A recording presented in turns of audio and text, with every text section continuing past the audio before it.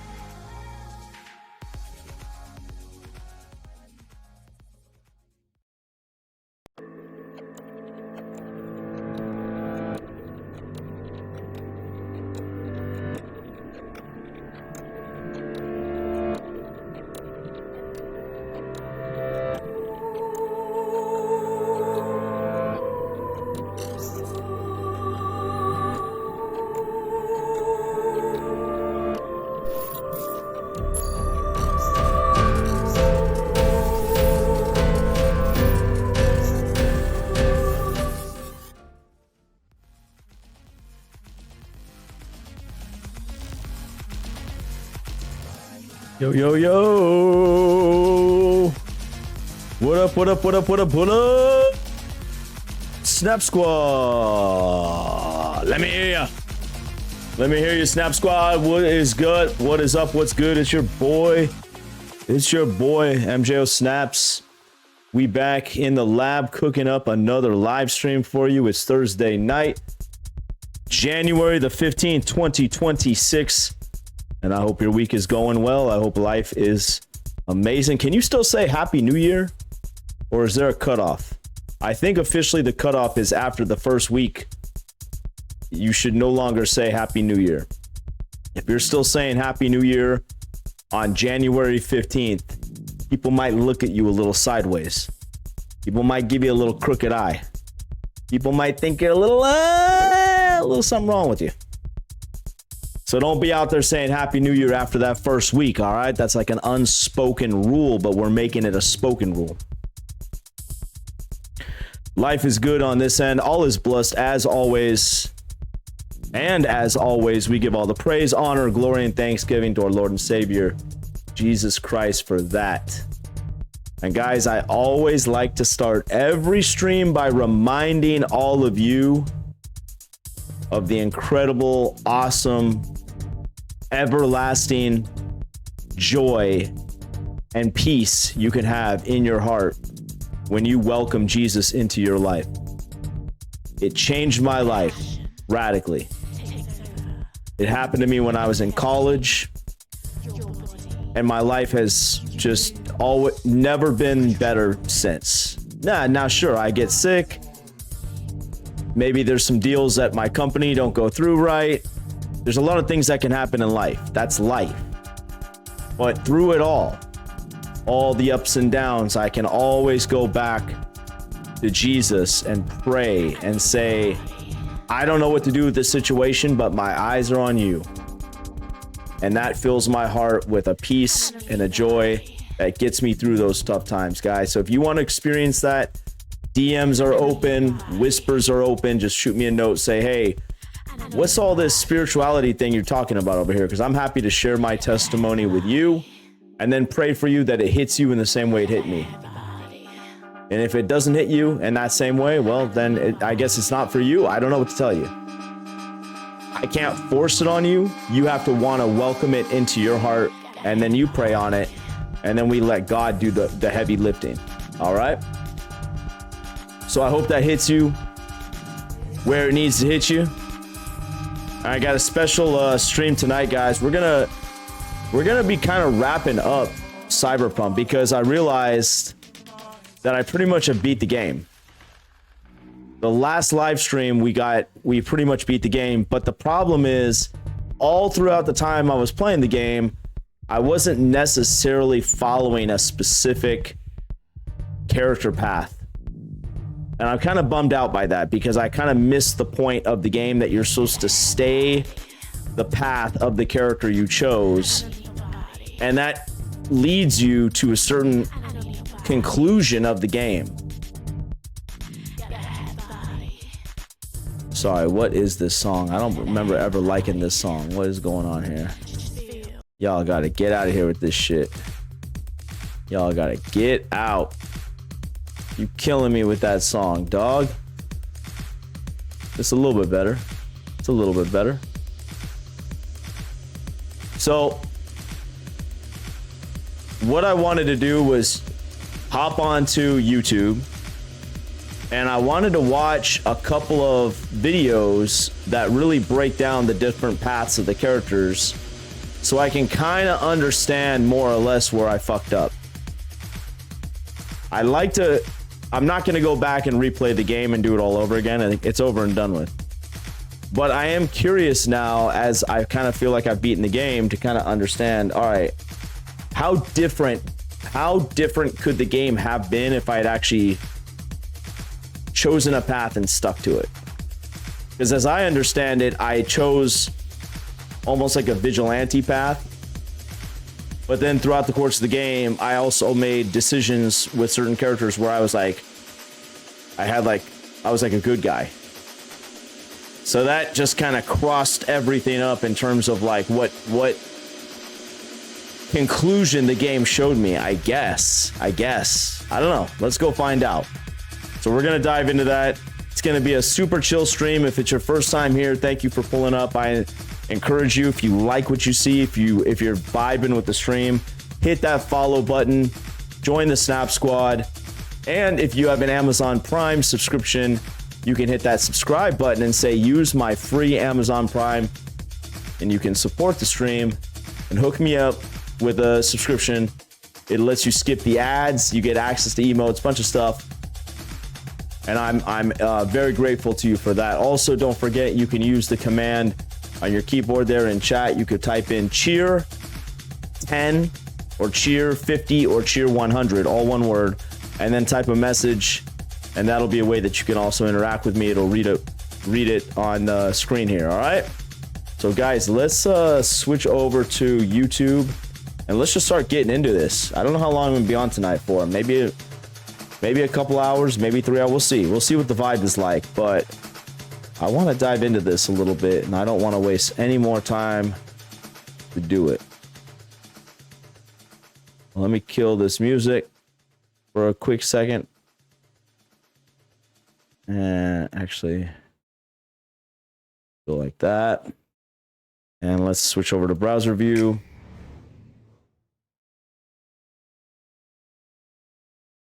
By the way, guys, this is the official Snap Squad Discord. So if you're on Discord, shoot me a whisper or shoot me a DM on any of the social media networks, Instagram, Snapchat, X, and I will send you an invite for this. You can also, on the homepage here on Twitch, there should be a functioning link that will bring you to the Discord. So you can join the Discord and you can hang out when we're not live streaming, and you can be dropping links and things that I'll check out during Snaps Reacts, which is usually on Wednesday nights.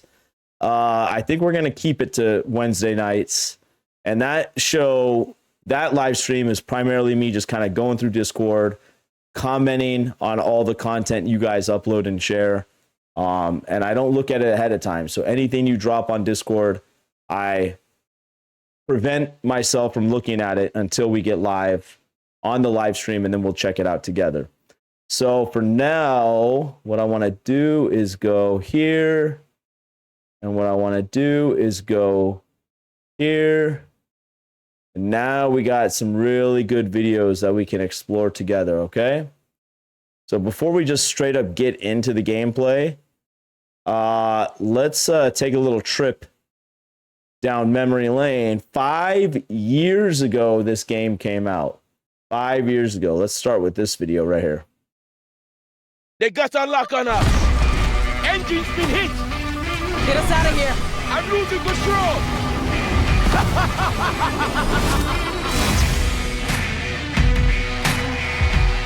At CD Projekt Red, we dedicate ourselves to telling immersive stories. Yet with every new project, we set out to make our games bigger, more complex, deeply engaging. Come on, V. Let's get you home. Cyberpunk 2077 marries exploration of a vast open world with kinetic combat, story-changing player choices, and robust character development, all to bring you into our vision of the dark future. You ever feel like the city doesn't give you a choice? You either burn alive in it, or you never existed at all. The year is 2077. An economic crisis culminating in nuclear conflict has left America in pieces. With most of the continent degenerating into lawless war zones, people from all over have converged on the already overcrowded Night City, one of the world's last great megalopolises. A hub amassing the best in resources and know-how, and home to manufacturers of cutting-edge technologies, Night City continues to offer the promise of a civilized future. What? No, this isn't happening. Oh, but it is. But in the city's streets, a merciless struggle for power rages. Gangs, corporate agents, hustlers, religious cultists, politicians, and all manner of criminals strive to outplay one another. Ordinary people get caught in the crossfire. Looking for justice in Night City. I seek revenge. Much more feasible here.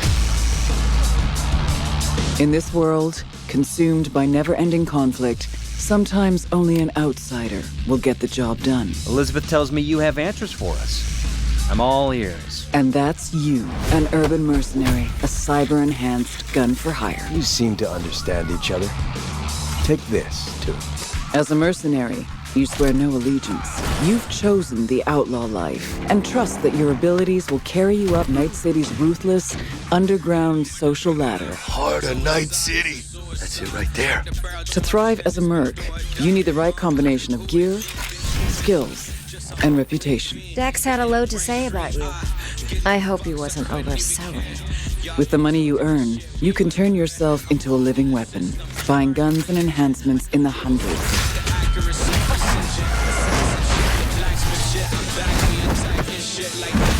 As you roam the city's streets, you gain the experience you need to upgrade abilities and acquire perks. Combine the right skills and gear to create a gunslinger with inhuman reflexes. A stealthy netrunner with command of all surrounding tech. Or practically anyone in between.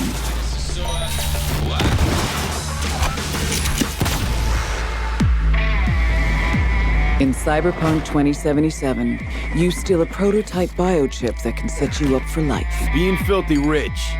When its sealed container is ruptured, the only way to prevent the biochip from failing is to slot it into your head. It turns out it contains the digitized soul of Johnny Silverhand, a dead rocker boy with violence on his mind. I mean to say there's an actual terrorist in my head, right now. He's out for revenge. Aims to bring down the megacorp that made the chip. Do whatever it takes to stop him, defeat him, gut him. What is in your head can shift the balance of power in Night City. The high and mighty will do anything to lay their hands on it. Told you I'd end you someday. Nice. The choices you make will shape your story and determine how events unfold. V, you gotta take him down. That's why we're here. But not everything in Night City is a matter of life and death. Sometimes it's about style, choosing your look, your ride, your pastime, who's at your side. Choosing how you spend your dirty money.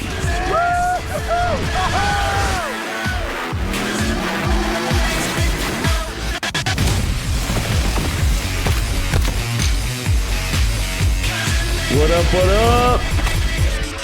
GG in the house. Welcome to the next generation of open world adventure. Immerse yourself in Cyberpunk 2077.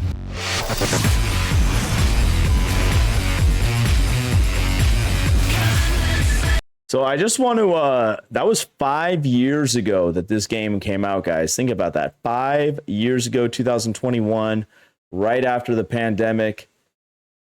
Let me compare this video right here to Phantom Liberty, which was the expansion part of the game. Again, we've beaten both parts of the game now, but I didn't follow the traditional path of a particular character, and that's why I'm kind of confused if I've actually beaten the game or if I've only partly beaten the game. Like, I'm trying to understand that. So let's just... because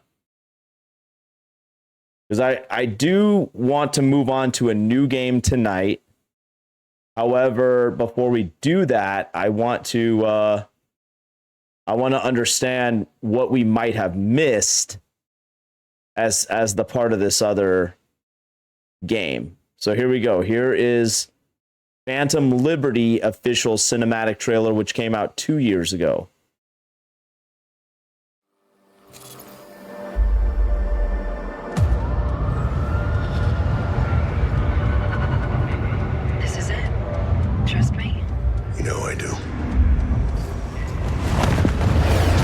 That's exactly what we're getting at, brother. Exactly.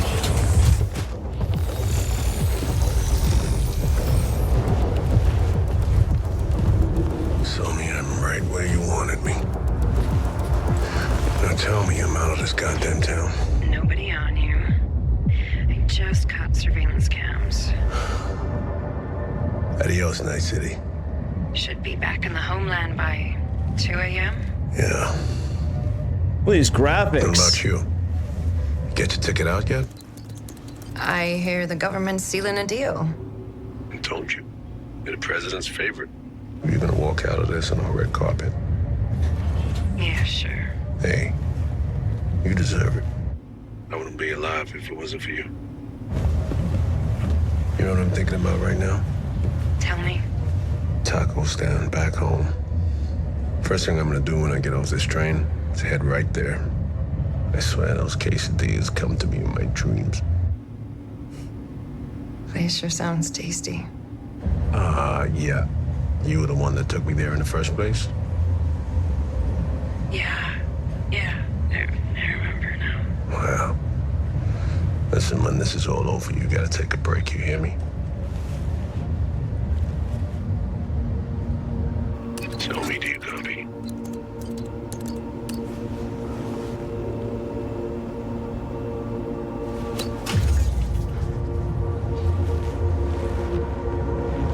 So we got a passenger and he's carrying. I think we might be compromised. Can you hack the trap? Uh-oh. Show me.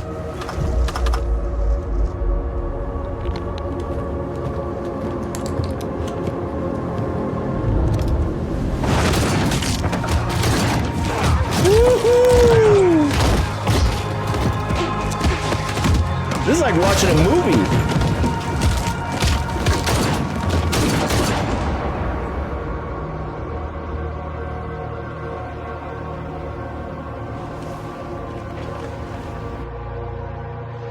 Damn. That was crazy. She set him up.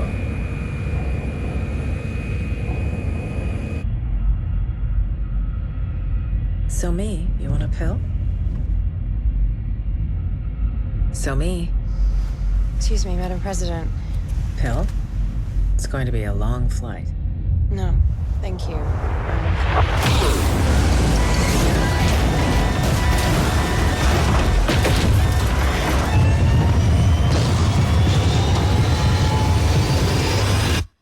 I wouldn't be alive if it wasn't for you.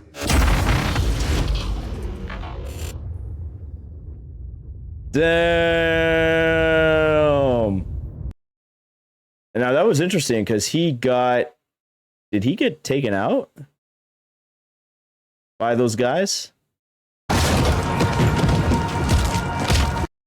Oh, yeah, he did.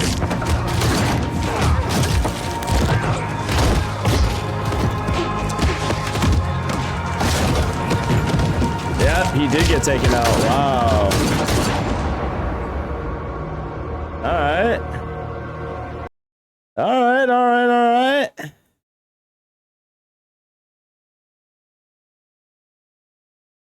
The hell? This is...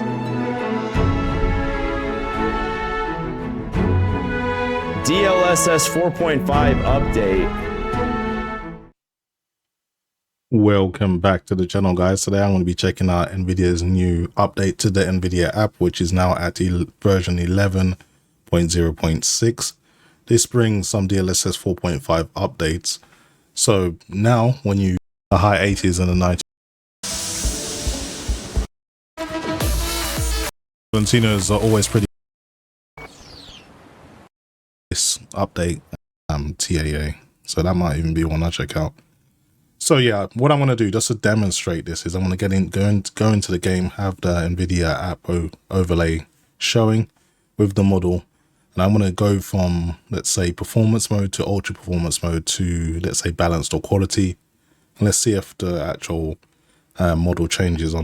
See, guys, I didn't even know you could do this, but apparently with the NVIDIA driver in your laptop or in your computer, you can change the quality of the graphics of the game. Isn't that amazing technology? So you can actually have a better experience gameplay if you have a higher-end NVIDIA graphics card. It's so cool. I love all this tech. On the fly, so I'm going to go and check that out now, probably in Cyberpunk 2077. Okay, so I've got Cyberpunk 2077 loaded up now, and I'm going to show you how this update actually works. So above at the very top of the screen, you can see the NVIDIA app overlay, currently monitoring FPS 1% lows, GPU utilization, GPU temperature, core clock, voltage, power draw, memory, core clock, CPU utilization, render latency and average latency, and then finally the super resolution or DLSS override model that's currently being used. And right now you can see it's using preset M, which should indicate I've currently got performance mode enabled. So I'm just going to go through the settings very quickly. So playing at a resolution of 3840 by 2160, NVIDIA Reflex low latency is on. You can see I'm using DLSS super resolution with transformer model with the performance preset. So that goes with profile M as indicated. I'm using 0.10 sharpness. These newer profiles are quite sharp natively, so you don't necessarily need to add any sharpening. DLSS ray reconstruction currently isn't available for DLSS 4.5, but hopefully we get support once it comes out of beta. No frame gen being used in this video. Path tracing is enabled. Dude, I didn't even know about all this. Everything else is maxed out. 90% field of view. No film grain, no chromatic aberration, no depth of field or vignette. Just a personal choice for me. Everything else, again, is maxed out at high, ultra, or psycho where possible. Okay, so I'm just going to play for a little bit, and then I'm going to switch profiles and see if the DLSS model changes with it. So let's play a little bit with DLSS performance mode in profile M. See what's cool about this? I'm going to have to go back and change some of my settings. And that should switch to profile L if it works correctly. And then I'll round it up by going to like DLSS quality and see if it switches to profile K. Okay, so I walked into a pretty big ambush there. Well, as you can see, the performance was pretty good, getting between the high 80s and the 90 FPS. So I'm gonna switch to DLSS super resolution, ultra performance mode. This should now change the profile to L. So let's have a look if that happens.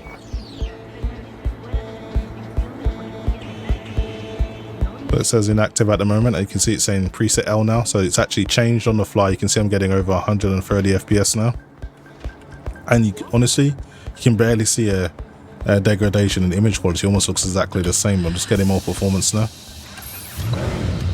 All right, let's have a look around, see if there's anything else to do. There is a gig close by, so let's go and check that out.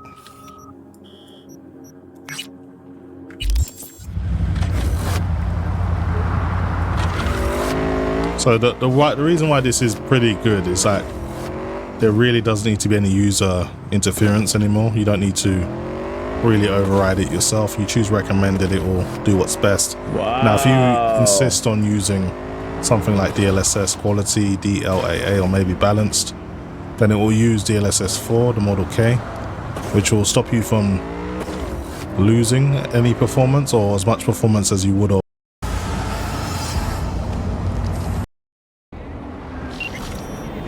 Okay, finally, let's check out if it changes to profile K. If you go to like DLSS quality,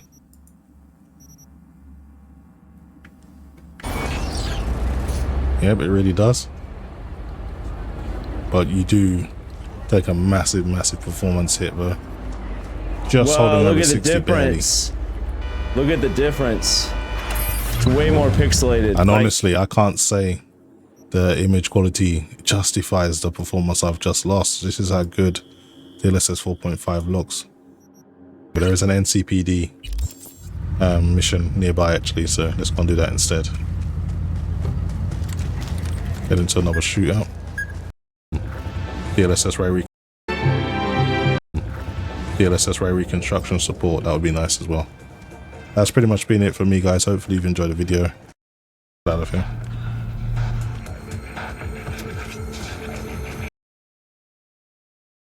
The AI can make a video of a person look real, but these video games seem to be looking still like a video game. Yeah, that's a great question. That's a great point. And they seem to be always improving the quality of the chip too, which is also strange. It's like the chip I have in my laptop right now, they keep coming out with like driver updates for it and making it better, but it's like, well, okay, but like I don't need to buy a new chip for that to happen. You can just keep improving the current chip. Like, that's interesting.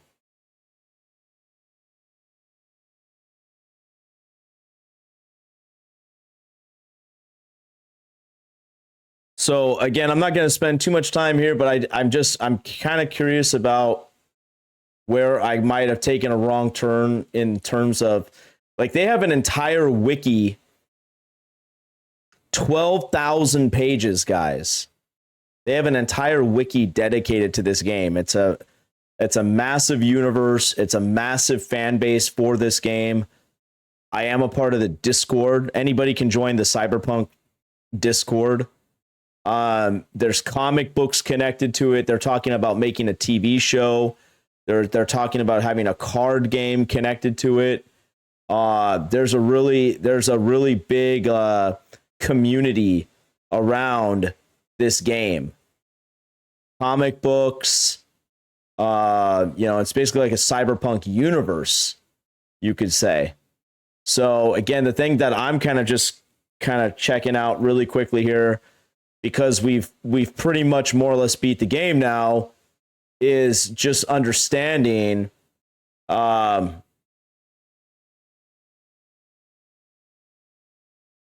here's a cool video. Cyberpunk 2077, Johnny Silverhand.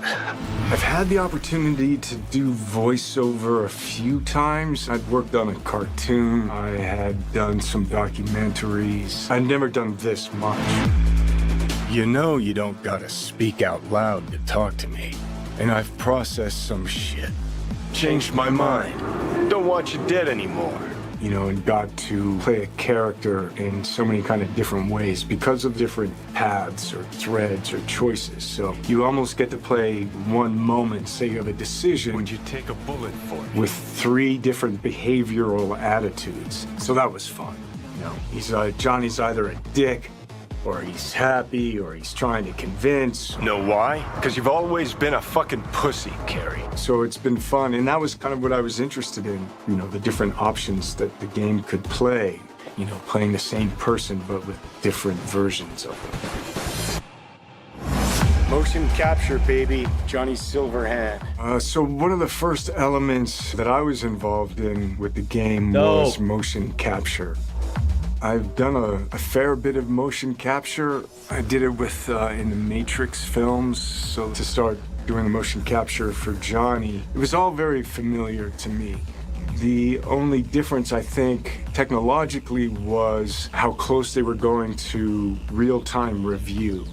But creatively, it was very familiar. Guys, look how cool that is. A library of gestures. Guys, I predict that in my life, somehow, some way, I'm going to be heavily involved in film, movies. It's always been a passion of mine, but I don't know where my place is in it. I don't know if it's in front of the camera, behind the camera, something to do with this. Maybe it's a different business that I operate or create. I don't know what yet, but this is just so freaking cool to create. Like, you look at the MCU, how they create those movies, they touch so many people's lives. We talk about the Marvel movies constantly. We talked about it on our company podcast. We talk about it here on MJO Snaps. You know, it's like these kind of projects just really like make people feel happy and feel amazing. And I want to be a part of it some way, shape, or form. I don't know what that part is just yet, but when I watch videos like this, I get super excited. And the toolbox, let's say, for the animators to work with for the character. Start a Snaps, MJO Snaps OnlyFans. So you get to see Johnny as the rock star. You know, you hear about his military past. You know, and he's fighting for his survival. So he's kind of got all of these things leading into the moment of this guy. It's really a kind of an interpretation, because I think there's a Johnny Silverhand in all of us. He's got a lot of energy. Doesn't Keanu Reeves seem like he'd be a super chill guy to hang out with? He's got a good sense of humor, if not a little dark. Better hurry up. No, look at... Dude, what are you talking about, old man? Look at Keanu Reeves. Keanu Reeves is killing it. He's very passionate. He cares. You know, it's... he's kind of naive, but he's also super experienced in life. He's got certainly an appetite for life. No, you're wrong. He wants to change the world, you know? But he has a cause that he wants to fight against the corpocracy. Come on. Don't tell me you're not interested. He's kind of looking for a different kind of freedom. Corps have long controlled our lives, taken lots. And now they're after our souls. At least I believed in something bigger. At least I had a cause. What CD Projekt Red has shared with me in the way that they talk about the game and what I've seen is that it's got a lot of freedom. There's so many different paths that you can play the game on. But basically, a choose your own adventure book. It's like, who are you? How do you want to play the character? If I gotta kill, I'll kill. If I need your body, I'll fucking take it. You can go into action, you can go into mystery, you can problem solve in different ways. And where you go in this world, there's so much detail. There's so many different things that you can go off into that are really interesting and fun. There's a real drama to the game and emotional stakes to it. And then there's lighter sides to it. And of course, the music, production design, technologically, how cutting edge it is. I don't think there'll be a game that looks like this. Yeah, it's intense. I take the driver, you get his side.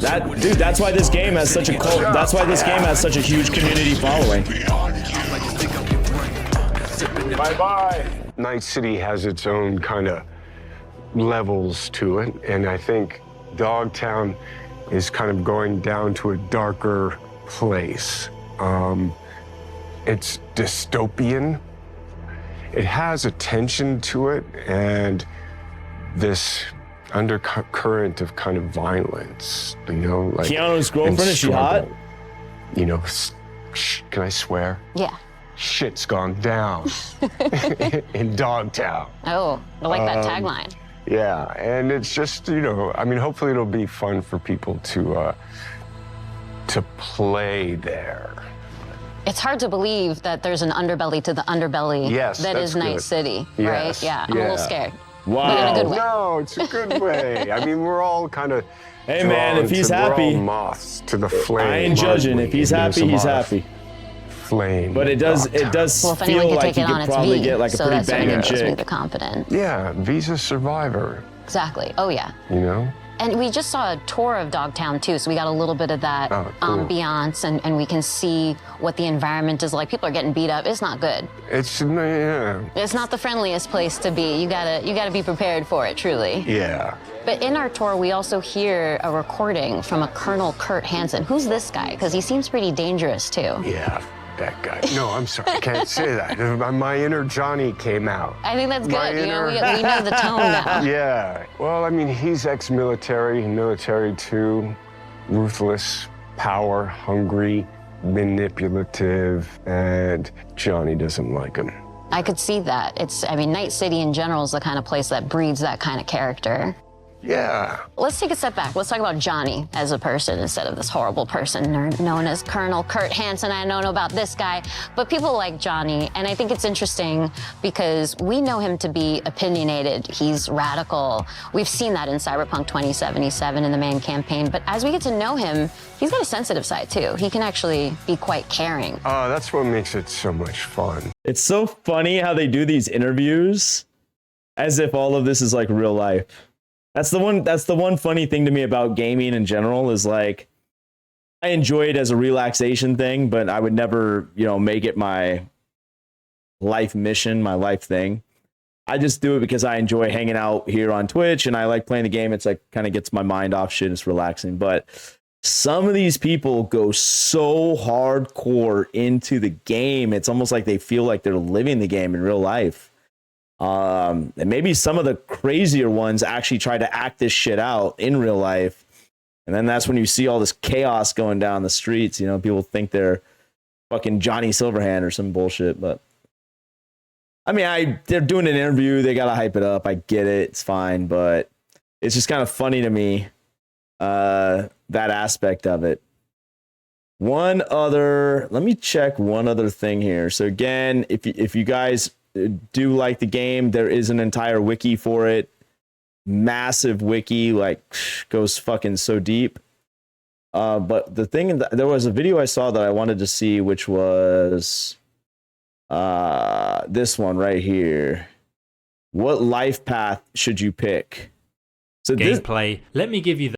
So see, guys, this is the thing I kind of fucked up on. When you first start up Cyberpunk 2077, you're going to... Because I kind of crossed up the different life paths. Like, I picked one life path, and then I did things of a... I don't know, I fucked it up. Be faced with one of the most important decisions you can make at the start of the game, during character creation, which is your character's backstory, or life path, as it's called in Cyberpunk 2077. There are 3 life paths you can pick: Street Kid, Nomad, and Corpo.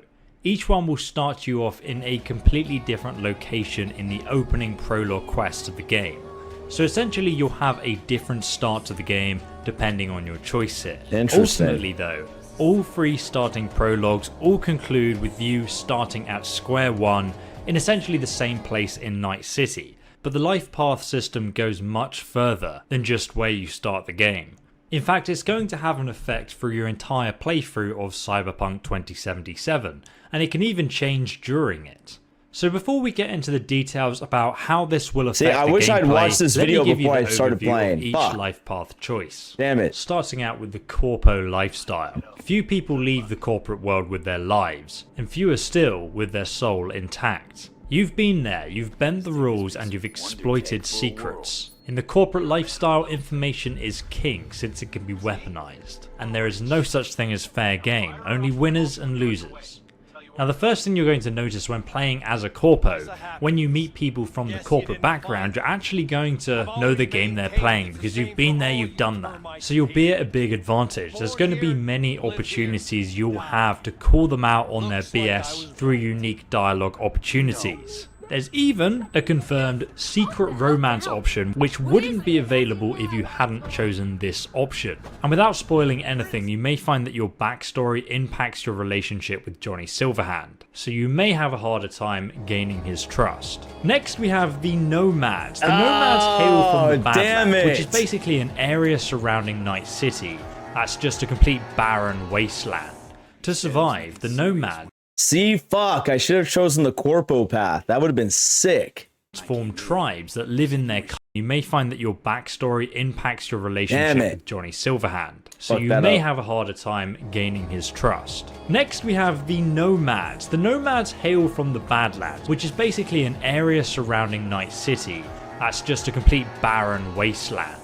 To survive, the Nomads form tribes that live in their cars and drive over the Badlands, looting scrapyards and raiding fuel depots, and basically just live life on the road while doing a few jobs for people within Night City, as you'll find out. The whole concept is very much like a biker gang or some kind of Mad Max tribe.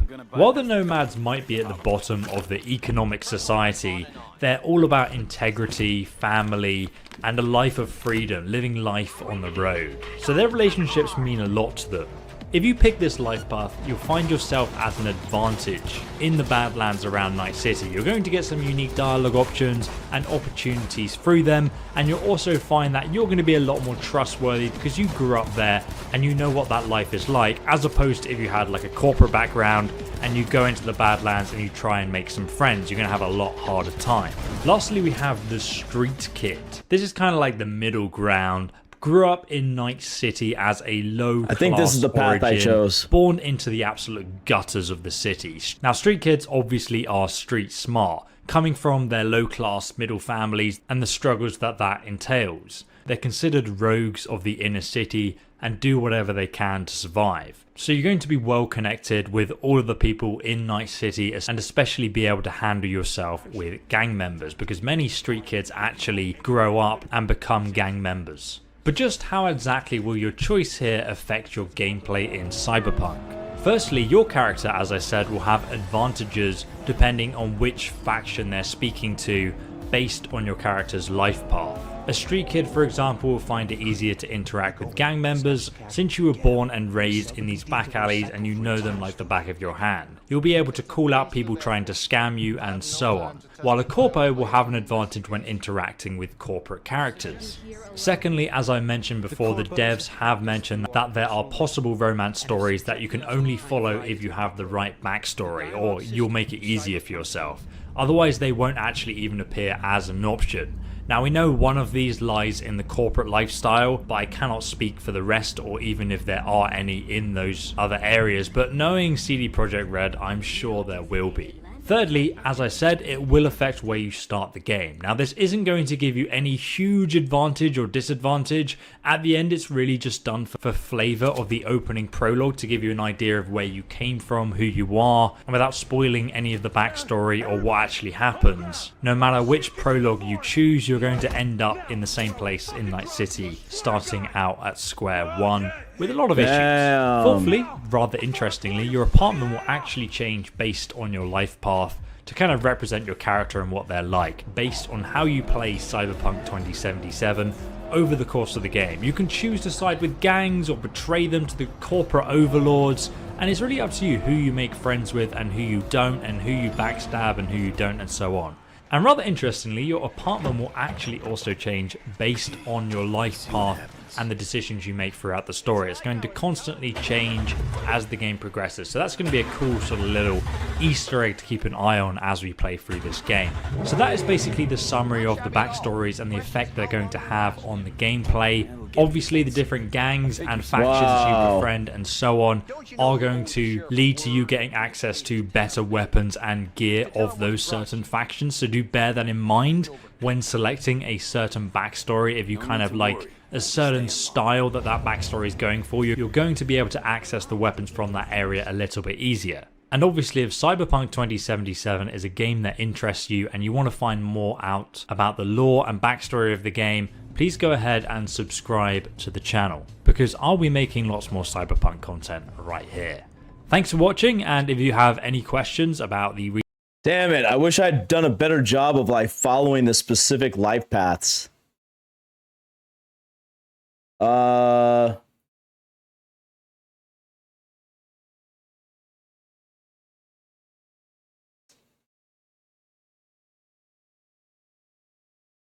me see this.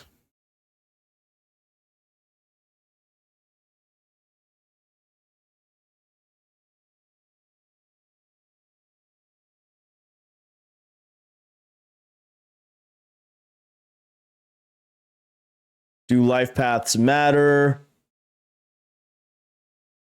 Yeah, but where? Oh.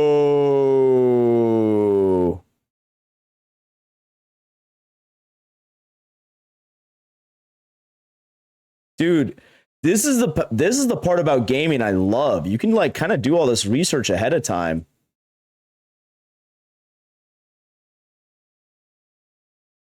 Why should you choose the street kid life path versus the nomad life path? This is sick. Fuck, dude, I don't remember which one I chose though, for real. I want to see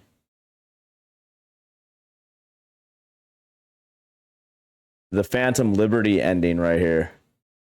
There are 4 different endings, maybe 4.5, to the Phantom Liberty expansion of Cyberpunk, and now that I've had a chance to see them all, well, we've got a lot to talk about. In this video, we're going to explore every ending to Phantom Liberty and decide once and for all, what is the best ending to Cyberpunk 2077? There are 2 major decision points during Phantom Liberty's main story. During the fighter starter mission while Songbird is hacking the mainframe, you can either help Songbird escape or betray her and give her over to Reed. Each of these choices splits into a different final quest, and each of those missions also end with a major decision. So let's explore each path through the ending, remember this. And we'll start by siding with Songbird. In this case, Alex kills Kurt Hansen, and Songbird helps us fight through the remainder of Hansen's goons. After escaping the stadium and waiting for a few days, Songbird will contact V and share her plan to reach a black market doctor located on the moon.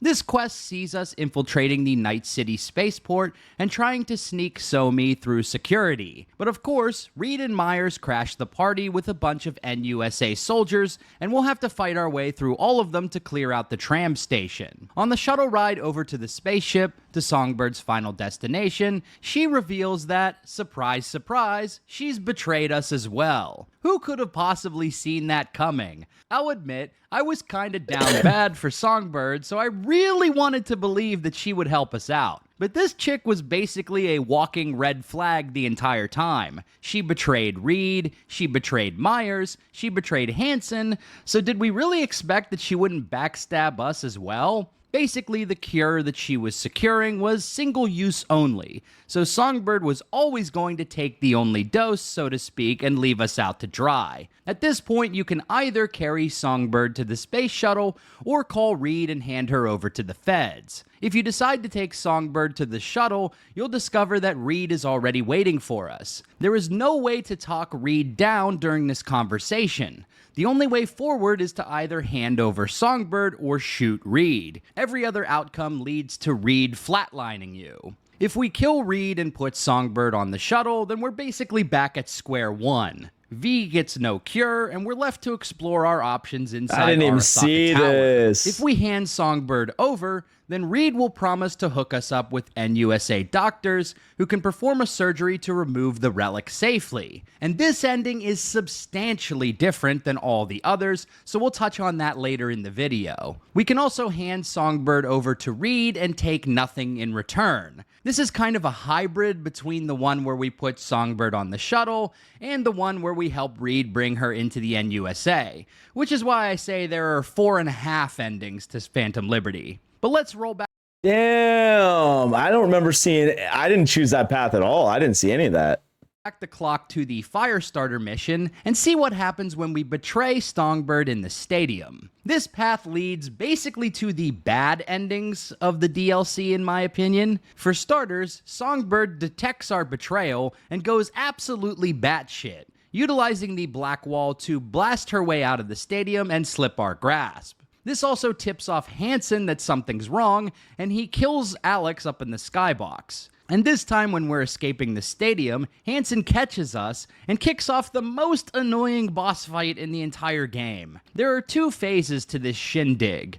In phase 1, Hansen attacks with an LMG, and it's fairly easy to whittle down his health however you see fit. But once he gets to around 60% health, he enters phase 2, which has a couple of really obnoxious gimmicks. For starters, he has this knife throw attack, which if he lands it, triggers an unavoidable melee attack animation, which carves off a huge chunk of health. But the more annoying one is his grab attack, which if he lands it, also triggers an unavoidable melee strike that carves off 50 to 75% of your health on normal difficulty. It also applies a debuff, which prevents you from healing for like 20 seconds. Oh, and he pretty much only does melee during this second phase, so he just relentlessly chases you the entire time. You can kind of kite him around the pillars to buy yourself time to heal or get some shots off, but goddamn, this fight was really annoying. Anyhow, after you finish off Hansen, you'll see Songbird get captured by MaxTac. So Reed hatches a plan to ambush a MaxTac convoy to take Songbird into custody. You'll need to work with a netrunner to learn the convoy route, and I decided to go with Sandra Dorset for this task. After ambushing the convoy and taking out MaxTac's goons,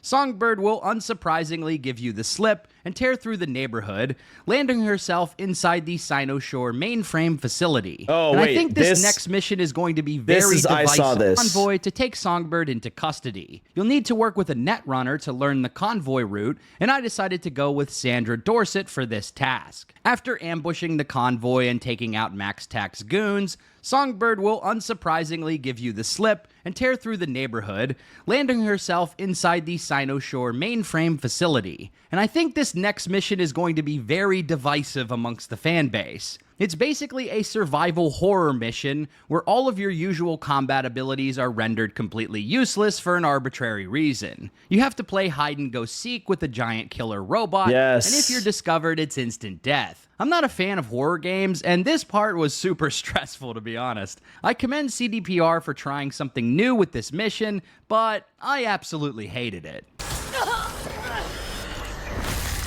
Yep, I saw this part. I went through this. Anyhow, once you finally disable the mainframe, you can gain access to the core, where Songbird has hooked herself up to a machine. She's barely clinging to life and asks you to kill her so she doesn't get captured by the NUSA. If you kill Songbird, it's pretty much the worst ending. In the aftermath, you watch the NUSA haul off her corpse, Myers threatens to throw you into jail, but then gives you a measly 5,000 credits for your prior work, and Reed is super depressed with the whole thing. This is the ending I saw. The cure either. If you refuse to kill Songbird instead, then Reed comes through and takes her away.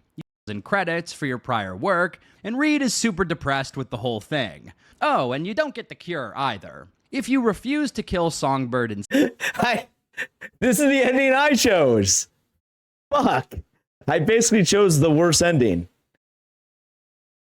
Son of a gun. Instead, then Reed comes through and takes her away. You still get the shuttle scene with Myers, but this time you get a medal and 30,000 credits. And obviously Songbird is still alive, so the NUSA takes her to a medical facility, and we later learn that they basically put her back into service under Myers. It's basically a prison sentence for Songbird, but I see it as the lesser of two evils in this scenario. Songbird is in her early 30s, and even if things are really bad for her in the near future, there's always the possibility that she escapes the NUSA at some point. Myers could get removed from power or decide to release her. Any number of things could happen, but if you kill Songbird, then she's just gone. No second chances or anything, it's just the end for her. That's fair. And speaking of the end, let's talk about the new finale to Cyberpunk 2077, where Reed and the NUSA hook us up with a cure. This ending has been very divisive among the fanbase from what I've seen on Reddit discussions so far. After giving Songbird over to Reed, he'll reach out in a few days and give you the option to go to a NUSA clinic for surgery. Their doctors are confident that they can remove the relic,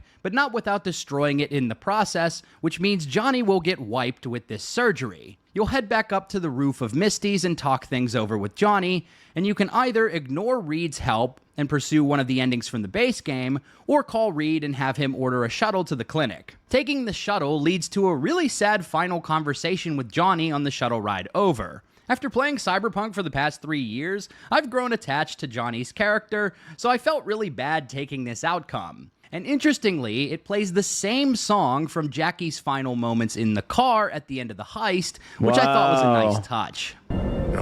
Good old Night City. Most reliable of late capitalism's human meat grinders. Survived it once. Too well to remember that. If you're ever tossed back in again. I suggest you try to keep Mr. Wells conscious. We'll be getting preem jobs left and right now. Hear me, Jack? You're gonna be rich, mijo. I can feel it. The docs will notice V is getting emotional, so they'll hit you with a sedative, and this is the last time we ever speak with Johnny. After fading to black, we awake in an NUSA clinic with Reed standing over us. He looks kinda sad, so I was fully expecting him to tell us the surgery didn't work, kinda like the Arasaka ending. But to my surprise, the surgery did work. V actually gets an ending where you survive the game. But survival comes at a steep cost. For starters, in a Mass Effect 2 Project Lazarus style twist, we learn that we've been in a coma for 2 years. It's now 2079. Oh, I should also mention that when you're on the rooftop making the choice of whether to call Reed or not, you're given the option to text your loved ones about the decision you're about to make. Not call them, like the base game endings, just text them. And the text options are super vague. Like you basically just say, hey, I'm leaving Night City for a minute, BRB, just before disappearing for 2 years. So in the 2 years that followed, your close friends or romantic partners from the base game have just been left completely in the dark about what happened to you. And just like Mass Effect 2, most of them move on with their lives. In my playthrough, I was in a romance with Judy, but after calling her, I learned she got married to some other chick and moved to Pittsburgh. Carrie Uridine is on tour at the Crystal Palace and doesn't have time for us. Pan Am doesn't pick up the phone, and I wasn't given the option to call River for some reason. I definitely did his quest and saved his nephew, but I did turn him down for romance, so maybe it makes sense that I can't call him. So basically, every tie you had from the base game, every romantic relationship or friendship, doesn't stand the test of time. In the end, V survives, but at the cost of losing everyone else close in his or her life. I think this is the biggest reason why people are upset with this new ending. It's not a happy ending where you get a magic cure and get to live the rest of your life with your bae. No, you lose everything in the process, including your combat abilities. Reed also tells us that the surgery was more invasive and taxing on our nervous system than the doctors initially expected. So they had to deactivate all of our cybernetic implants, and we'll never be able to use combat implants again. So it's a no-go for continuing our life as a Major League Merc. There's one last person we can call on for help, and it's good old Victor. He agrees to meet with us at his clinic, which has now been taken over by the Zetatech Corporation. Misty's tarot card shop is no more, and Victor seems pretty depressed about the way things have turned out for him. You can either berate him for selling out, or basically be like, yeah dude, I get it. Unfortunately, Victor cannot help you, and confirms what you already knew. No more combat implants for V. To add insult to injury, you get mugged by a couple of goons on your way out of the clinic, and you're unable to effectively fight back because you're basically an NPC now. After getting shoved down a staircase, you wake up to find Misty, who tells you she's leaving Night City to become a Witcher in Poland. Where are you going? Orbital Air Terminal. Then to Poland. To this really ancient forest there. And the game ends with V walking around as just another face in the crowd in Night City. So I know a lot of people hate this ending, and I totally get it. But I actually really like this ending myself. So hear me out for a second. Yes, it absolutely sucks that you lose your romance. especially with the ridiculous way your departure from Night City is handled. Seriously, a BRB text? To me, it's completely unfathomable that you wouldn't call your significant other and let them know the details about your upcoming BRB text? serious surgery. No shot. I could maybe believe that the NUSA wouldn't contact them and let them know you're in a coma because state secrets or some shit. But it's completely implausible that V wouldn't have a serious goodbye conversation on the phone or in person before going under the knife. It's just ridiculous. I think it would have been much more believable if your partner just abandoned you after the surgery. Like, hey, listen, I waited for you for a while, but the NUSA wouldn't tell me what happened to you, and after more than a year, I just lost hope, mourned your loss, and moved on. I know a lot of players would still hate this regardless because it's not a happy ending, but the cyberpunk genre isn't known for happy endings. Most protagonists in cyberpunk stories wind up dead, so I don't think a fairy tale ending would have suited this game. And despite losing everything, there's still a tremendous potential for hope in this new ending. Here's what I like about it most. This ending is all about what you make of it, and the dialogue options express that. You can wallow in self-pity, complain about being so alone, and mourn that your life is over. Or you could look at this as a second lease on life. You can't go back to your old life, your old friends, your old lovers, but you can forge a new path for yourself. You can leave Night City and make a new life in the countryside. Let me see how... I want to understand how... One last thing here on this. YouTube.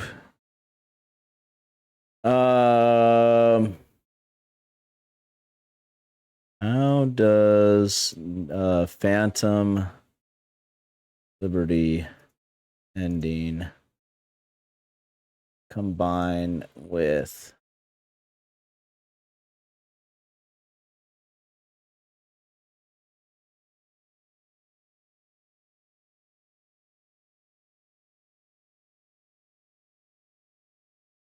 years ago?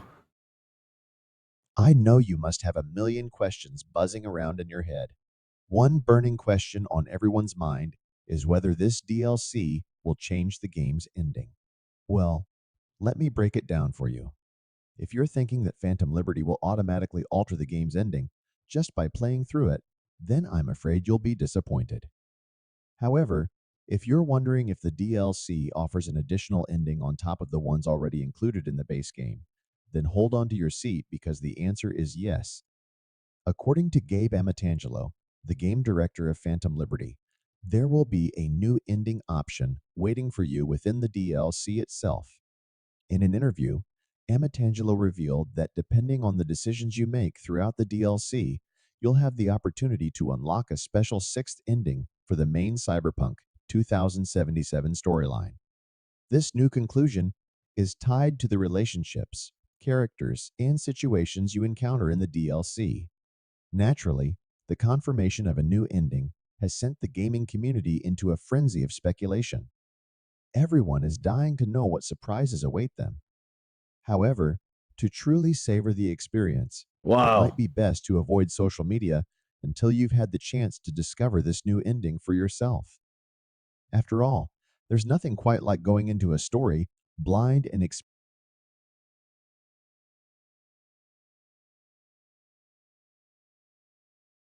Let's try this out.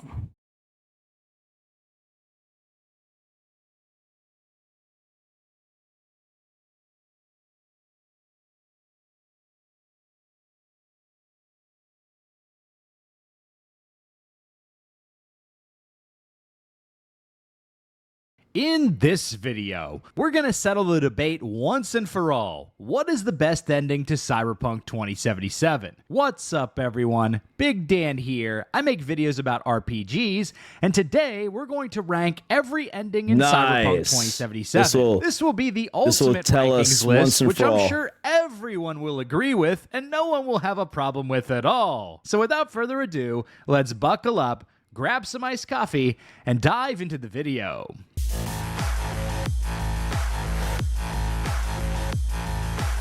So let's start off with the worst ending to Cyberpunk 2077, which is the self-deletion ending. After meeting with Hanako, collapsing in the elevator, and getting revived by Vic, V heads to the roof to make the final choice of the game. And in this conversation with Johnny, V can actually decide to just give up and end it all, rather than put others at risk in a dangerous mission to infiltrate Arasaka Tower. On the surface level, this seems like a noble choice. Protect your friends by not putting them at risk. But in reality, this is a total cop-out, as V leaves a lot of pain and suffering behind, as we see during the calls in the end credits. Plus, we completely miss out on actually playing the final mission of the game, and essentially just end our entire epic journey on a sour cutscene. So yeah, this choice easily ranks as the worst ending in my books. But you know what isn't a bad choice? Diving into a badass post-apocalyptic action game by supporting the sponsor of today's video. Spirit X Strike is a single-player action-adventure game that allows you to craft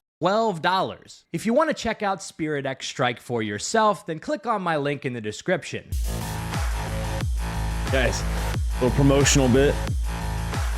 As far as the actual endings go, my worst choice is to take Hanako's deal and team up with Arasaka at the end of the game. After taking out Yorinobu's goons, Hanako seemingly fulfills her promise by sending V to a top-notch corpo medical facility and successfully extract out Yorinobu's goons. Hanako in the description.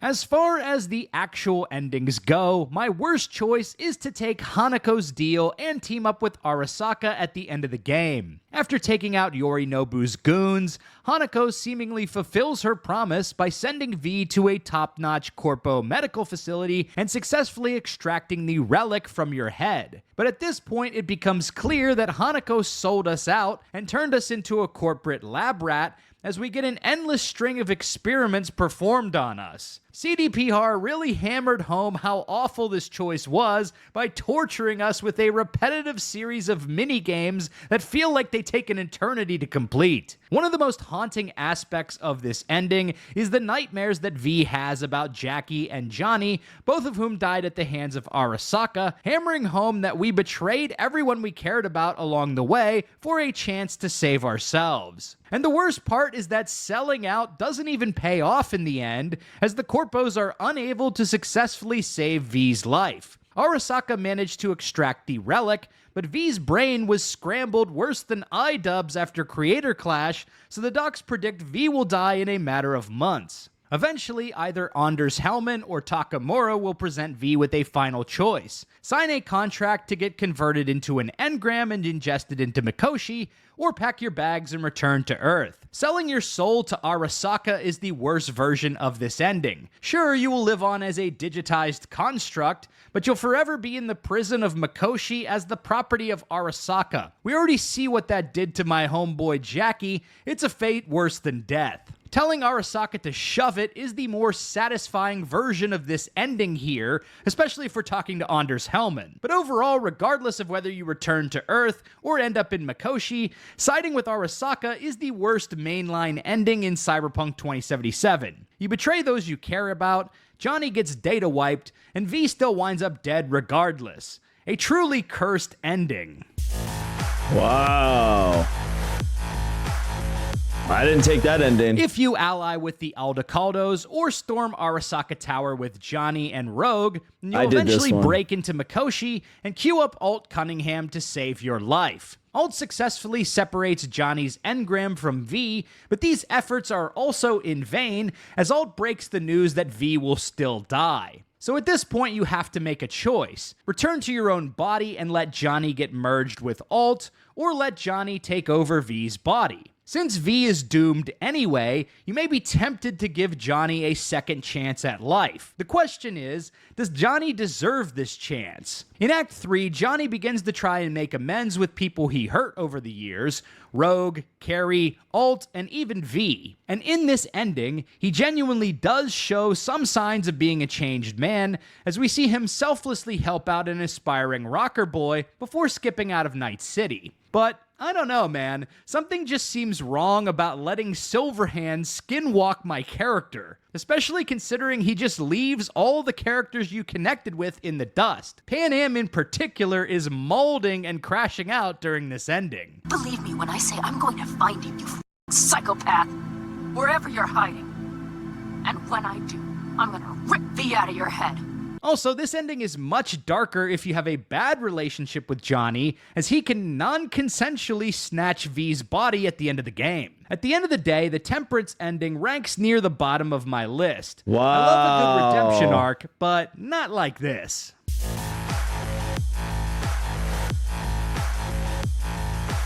If we storm Arasaka Tower with Johnny and Rogue, but then return to our own body, we'll unlock the Sun ending. I have a particular soft spot for this ending, as it was the first one I ever experienced when I beat the game back in 2020. This ending embodies the vibe of gaining everything you want, but losing everything in the process. V becomes a rich mercenary with a sweet penthouse apartment, the definition of reaching the major leagues. But at the same time, your lover leaves you, Johnny is gone, and you're still dying. In the end, you make a last-ditch effort at saving your life by allying with the shady Mr. Blue Eyes and undertaking a self-flatlining mission to heist an orbital casino. The game ends with V staring off into literal space, facing down your own demise. But hey, at least we had a few months living as a rich person, which is more than most people will ever experience. And we get to go out in a blaze of glory, becoming a legend in the process. And you know what they say, legends never fade.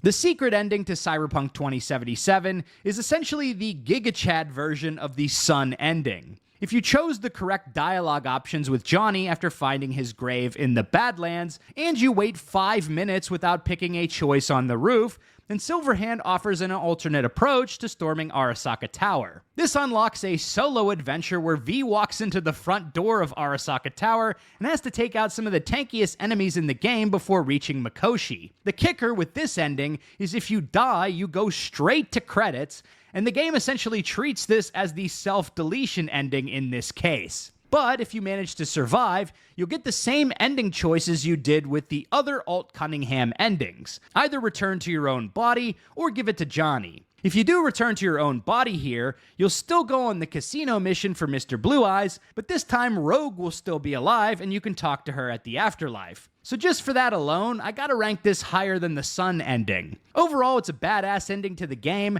but there are a couple of endings that I like better than this one.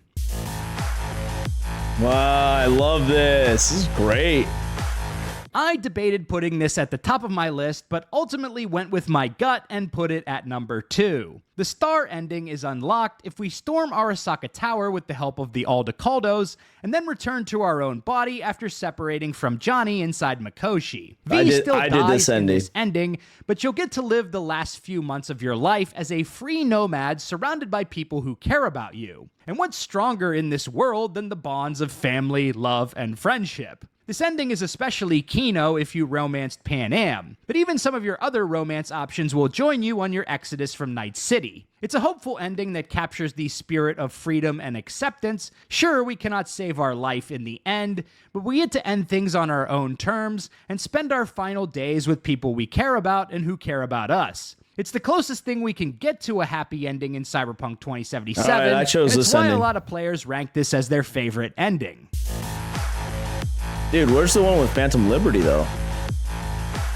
Hot take coming through. I know a lot of you are going to disagree with me on this one, but my personal number one ending to Cyberpunk 2077 is the tower ending that was introduced with the Phantom Liberty DLC. In this ending, V cuts a deal with the FIA to extract the relic, and unlike our collaborations with Arasaka or Alt Cunningham, this procedure is actually successful. The engram gets removed and V survives, making this the only ending in Cyberpunk 2077 where V's death isn't imminent. However, this ending is not without loss. For starters, we will lose our ties to everyone we cared about throughout the campaign. If we were in a romance, that relationship is Jover. In my case, I was in a romance with Judy, but she shacked up with some other broad and moved to Pittsburgh. My biggest problem with this ending is that V just left everyone in the lurch. Right before you go under the knife, V just sends a text that says they're going away for a while. Got it. Okay, so we beat Phantom Liberty. Now if we continue to beat Hanako Towers, we're going to be given this ending option. This is the secret ending option. So this is different than when we originally beat the game, which path we chose. We now get this option as the secret ending. Got it. Okay, now I'm clear. Seriously? That's it? You're about to get a major brain surgery and you don't tell your significant other the details? It makes no sense and just creates an arbitrary reason for all your loved ones to leave you. Because you don't just end up in a coma for a few hours or a few days. 2 years pass inside the FIA medical facility before you wake up. And in that time, literally everyone moves on except for Vic Vector. But you don't just lose all the people you cared about. You also lose all your combat prowess and prestige as well, not to mention your hair. So while you manage to survive and return to Night City, you essentially end up as a bald NPC, which may hit a little too close to home for some of y'all. Not me, though. I'm definitely not coping about a thinning hairline. So why do I like this ending then? Well, it offers a hopeful future. While V dies in literally every other ending, with this one we actually survive and get to create a new life. Even if my Merc days are over, I get to imagine how my V moves forward. I like to imagine that my V becomes a bald fixer and creates a new legacy as a mover and shaker in Night City. Or maybe I team up with Bill and create a Skopdog Shop empire. In any case, I think actually surviving, is preferable to death. Even if we lose everything in the process, we are born again with the ability to create a new life. And I like that. So that is why I rank The Tower as the best ending to Cyberpunk 2077. So there you have it. We've explored every ending to Cyberpunk 2077 and ranked them all. What do you think about my rankings list? Let me know in the comments below. I'd love to hear what your favorite ending to Cyberpunk 2077 is. If you like this video... That was dope, man. I was always kind of curious what the connector was between the two. So there you go.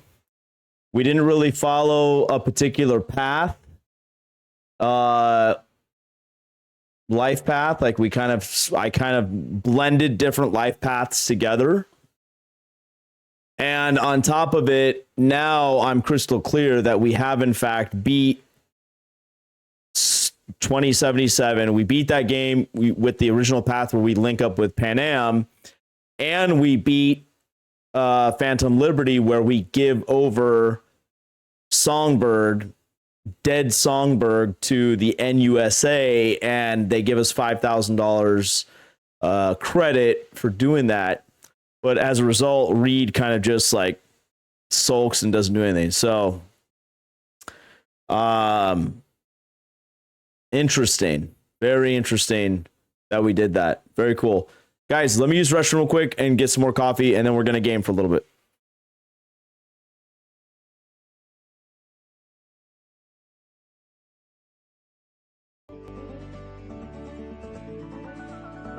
Oops.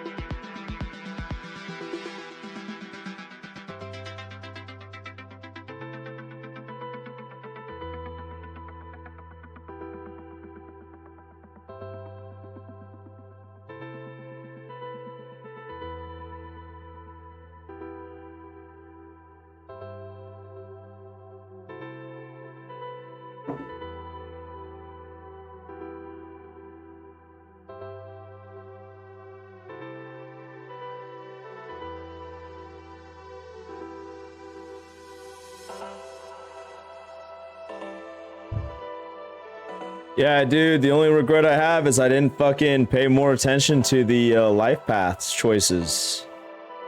Probably would have made the game, like, way better.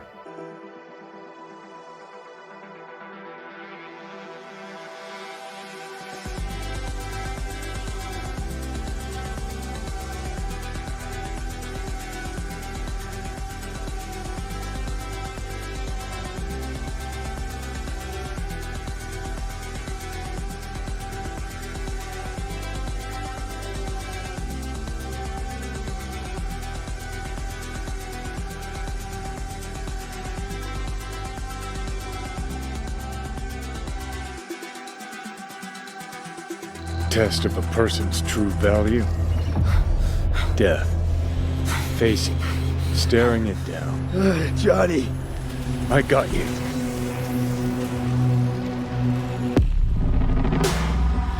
Pressure's tanking. It's neurogenic shock. He's dying. V, you in there? My head. So what now? Now, you find out what it is you need to do. A thing of beauty. God, these game trailers are so sick. From anything in your life, even when you maybe should have. You go through Night City knowing a stray bullet could end you while hailing a cab. But that's never stopped you from taking action. You believe you cheated death. It is death that has cheated you. If you gotta kill, kill. If you gotta burn it all to the ground, then let it burn. Kill me? On the ground, asshole, don't move! Out of my house, no!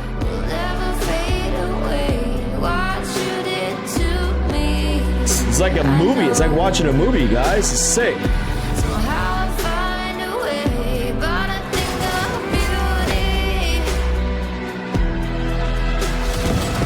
Would you rather live in peace as Mr. Nobody or go down for all times in a blaze of glory?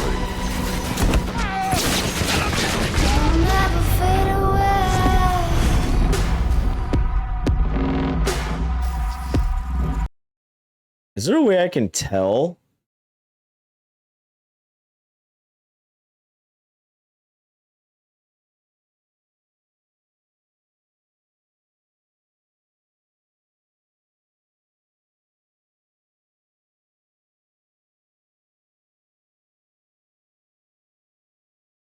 You can tell your life path by recalling your unique prologue mission, checking your starting apartment's location, or noticing specific dialogue options throughout the game that reference your past, like knowing corporate jargon, being familiar with the Badlands, or having street smart slang. How do I identify? Okay, the most obvious indicator is unique opening mission. I don't remember what the fuck that was. Oh shit, I wonder if I can go back to one of the early saves of the game.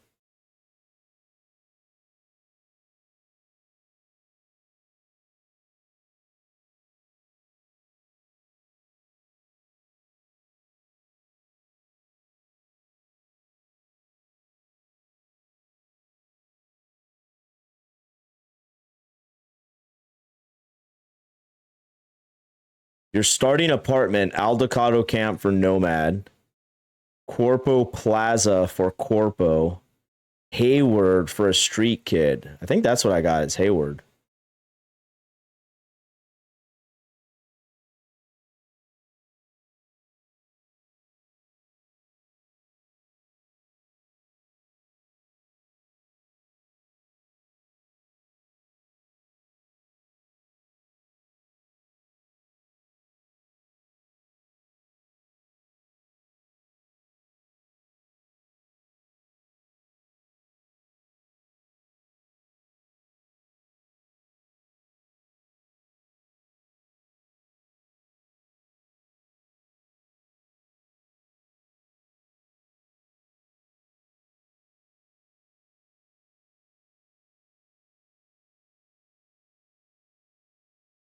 Yeah, I think I did Street Kid.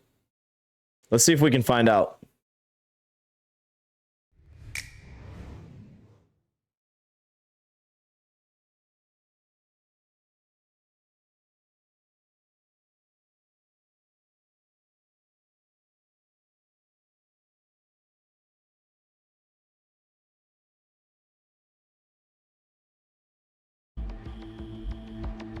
So how we're gonna try to find out?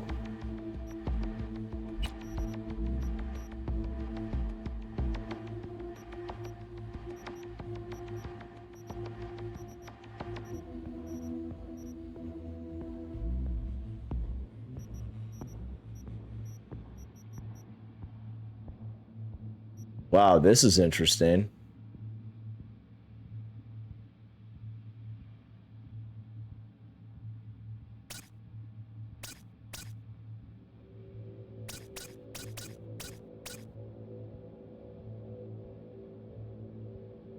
AMD FSR 3.0. High quality image upscaling for frame generation technologies to generate the highest frame. Whoa. That's fucking cool. Let's try it.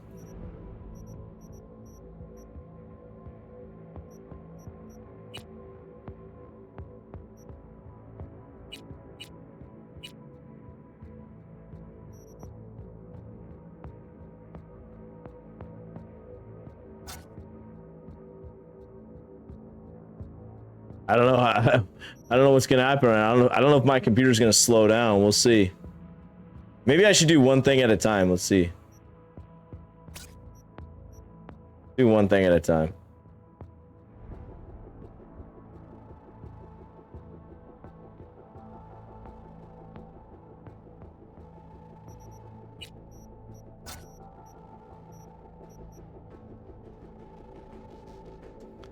I don't know if I can tell a difference there.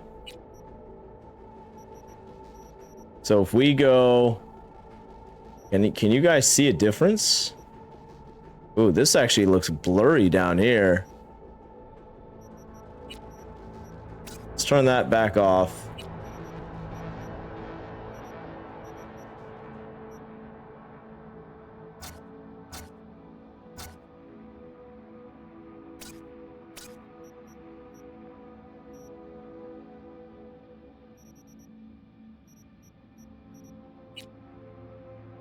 It's kind of hard to tell.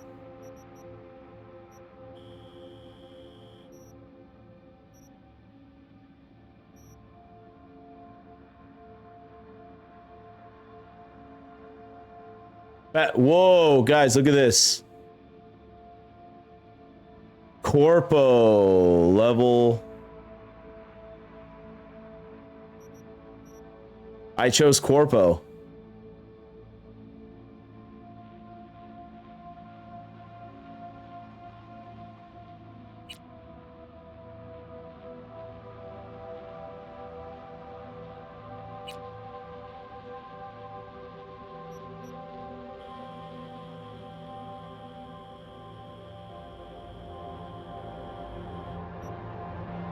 So I chose Corpo, guys. That's what it is. It says it right there. But actually...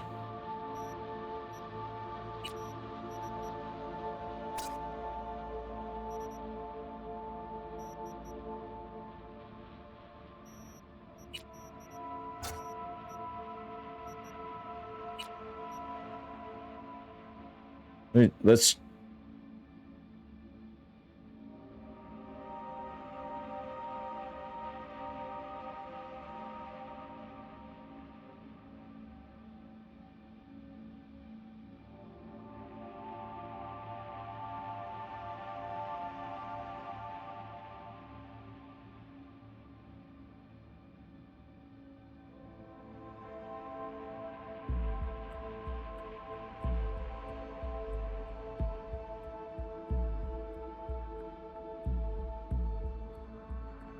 Damn, there it is, boys.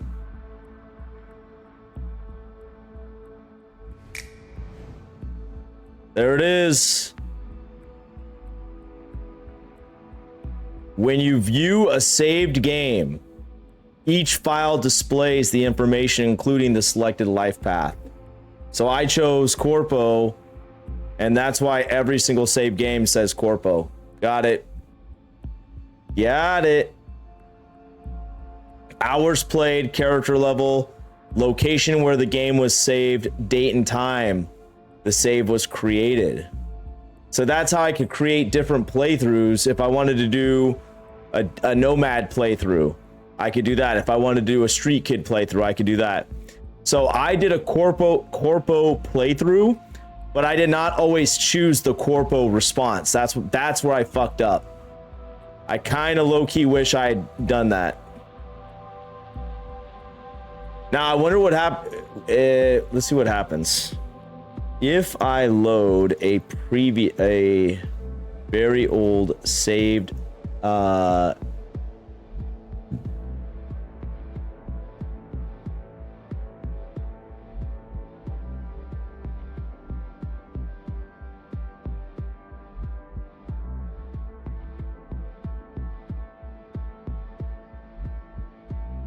Yes, loading an old save and then saving again will overwrite your most recent saves, especially auto saves and quick saves, as they cycle out to make room for the new one with the game's limits.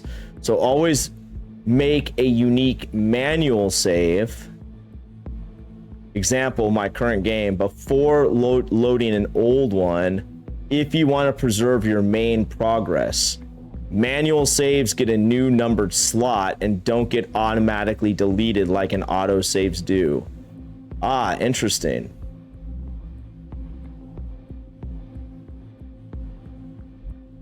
Go to the main menu, load game, choose an old, immediately make a new manual save with a distinct name. Old save before Embers.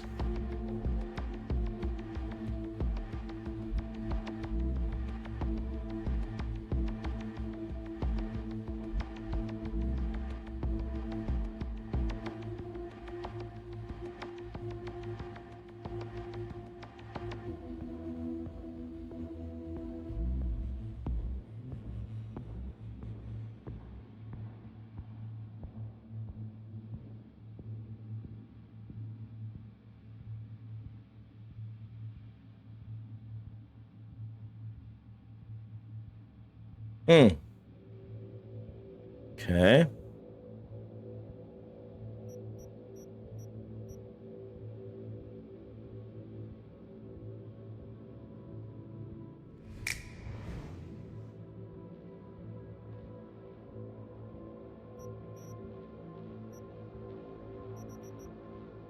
Dude, I have 265 hours into this game, bro. Holy shit. So I could do a whole brand new game from scratch. Actually, last gig got you too tired to drive, then let auto drive take the wheel. Oh yeah, I saw auto drive.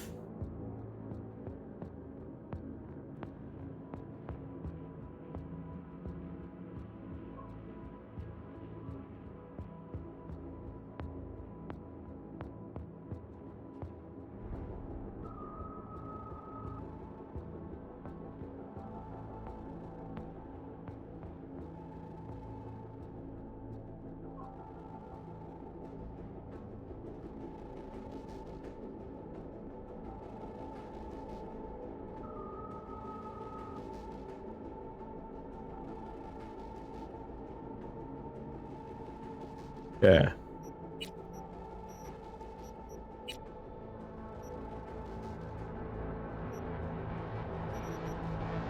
So these were all auto saves.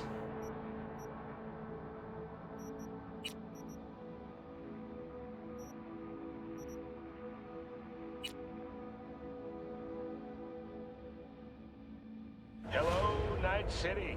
Hey, how about a little story time fun? Now, once upon a time before the dark, dark days of the data crash, Militech built itself a secret underground city within a city. This comes from a place that should probably be buried. Yeah. So delete save. These are all auto saves. Here's a manual save.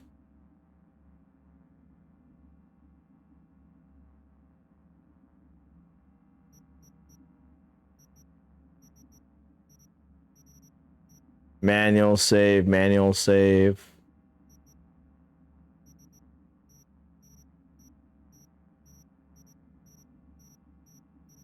Huh. Let me read this again really quick.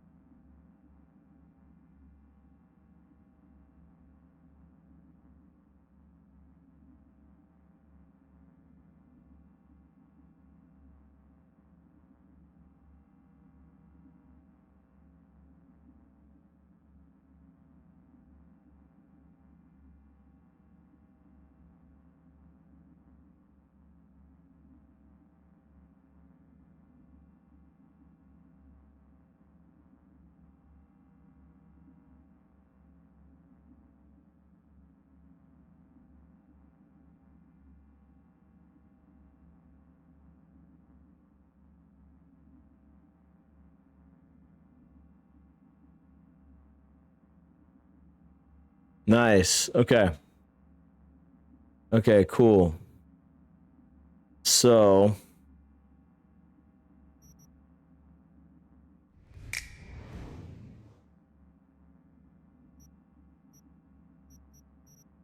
what we can do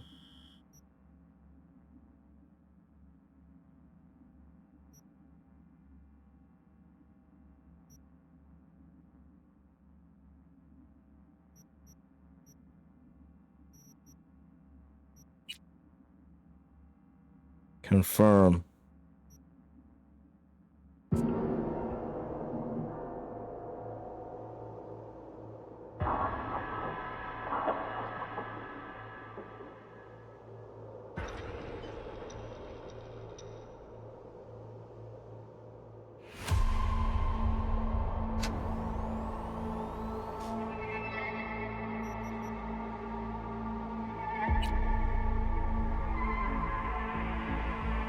Hello, Night City. Hey, how about a little story time fun? Now, once upon a time... Okay, so this is where I did end the game last time. Got it. Militech built itself a secret underground city within a city. Our city. That mysterious complex of underground bunkers, dusty storage rooms, and murky lab... This comes from a place that should probably be buried under a fat layer of concrete. The algorithms that run this circuit, I have seen the like long, long ago. You should not let Netwatch catch you with this. I'm serious. Oh, I'll be careful. Thanks.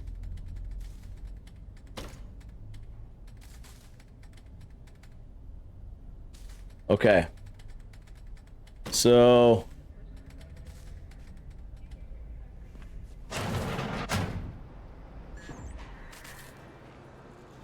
yep. Erebus or the Militech Canto MK6 is the Blackwall thing. So what we'll do is we're gonna hit save game. And we're gonna hit new save. Now what we can do is we can go all the way back and we can actually just, I'm just kind of curious if we do some corpo shit. Because we're pretty much like, pretty much good on this.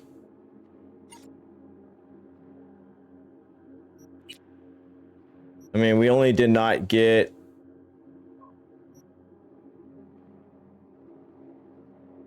only affects monowire, only affects projectile launch system. We got like a bunch, we got almost all the relic stuff.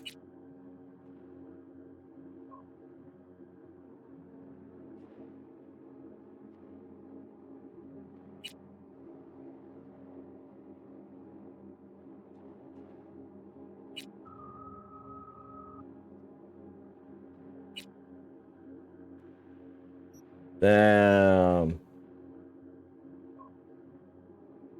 We definitely did not unlock anything really up here. Or here.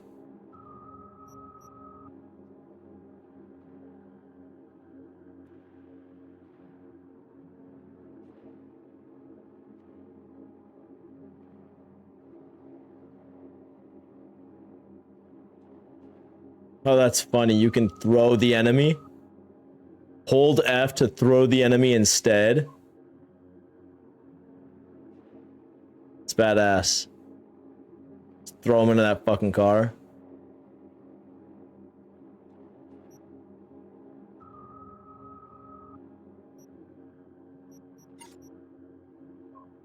Yeah, see, we could... This is the main storyline.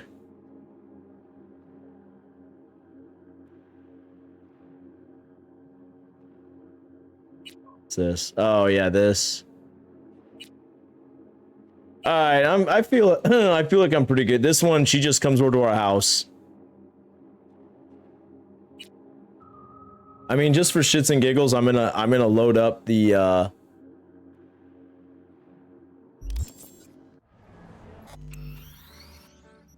just for the hell of it, I'm gonna load up like one of the earlier games from way back in 2022.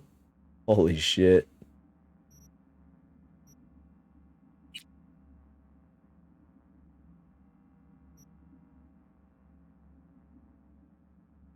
I just want to see what this looks like. This is from back in 2022. How crazy is that?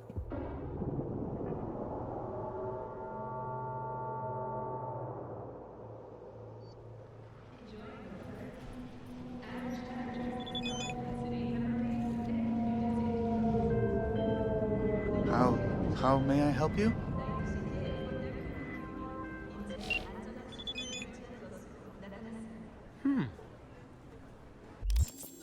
Oh my god, dude, I was only at 24 and 35.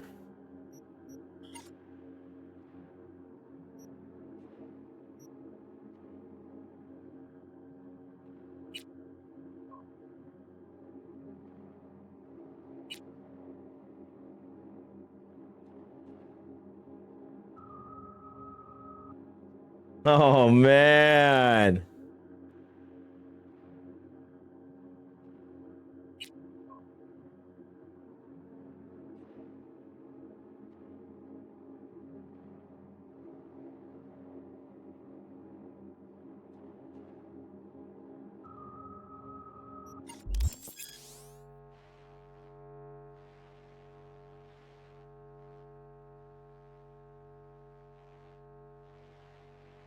Huh.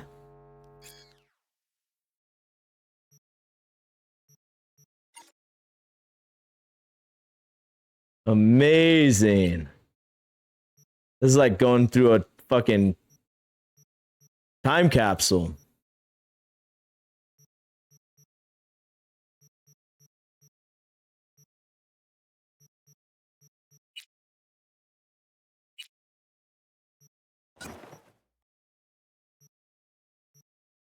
But it's like I could go back and like totally do it all like the corporate way.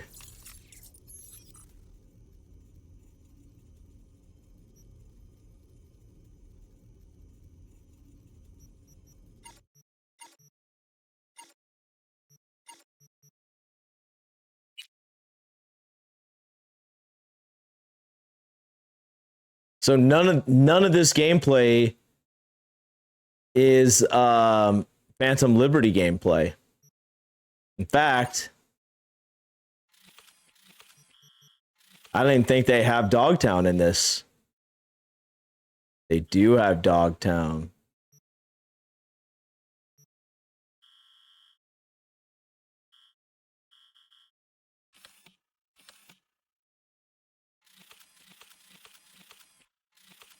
Can we get into Dogtown?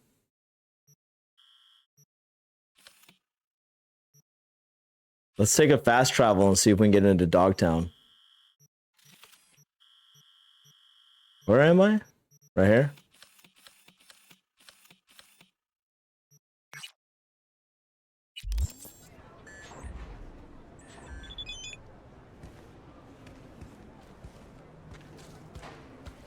Why am I so heavy? Oh my god, dude. I have like way too much shit that I'm carrying.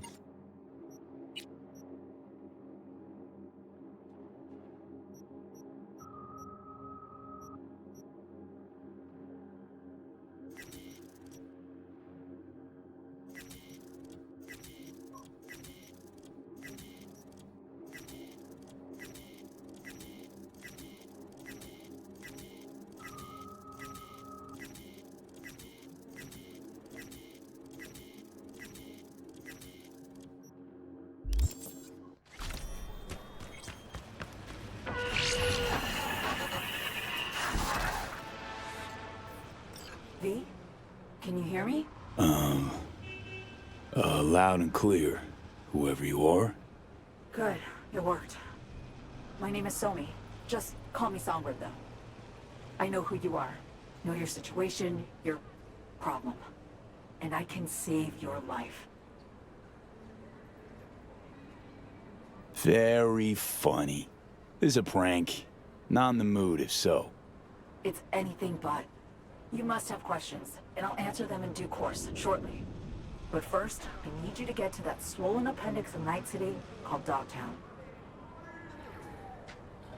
No man's zone where you shoot first, ask questions later? That Dogtown? What? The chance to live to a ripe old age, not reason enough to go? Putting it plainly, you know me, I don't know you. But I'm supposed to haul ass to Night City's worst district? Not exactly bursting with excitement about this plan. I'll explain everything and prove I can help you. Right now, though, I'm begging you, V. Dogtown's main gate. Be there as soon as you can. I'll make contact again then. This is one elaborate haze. Or a fucking lifeline.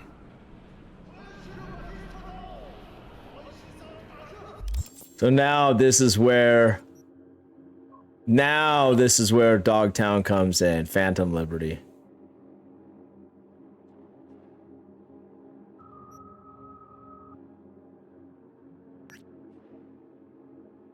So that's how you get into the new part of the game right there. All right. Very interesting. Very interesting.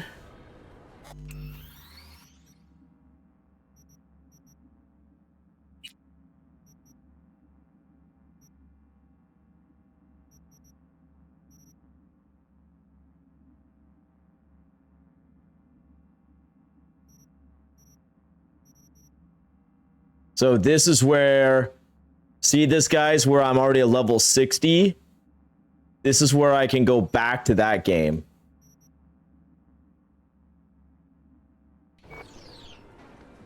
So watch this. Let's say I want to save this game.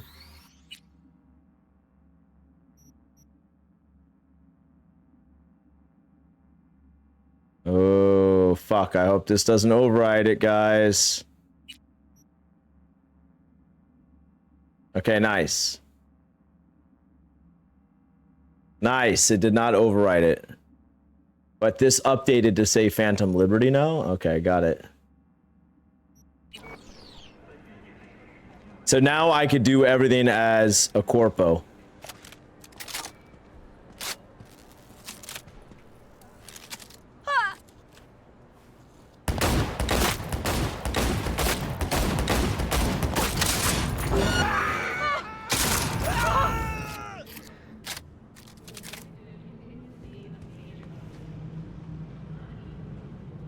I wonder as a corpo if there's like different builds I should do. You know what I'm saying? From behind! Take it from behind! I gotta do this all myself? Fuck! NCPD, motherfuckers! Come on! I'll get him! Cyber psychosis! Too late to hide! You fucking started it! Jesus Cristo!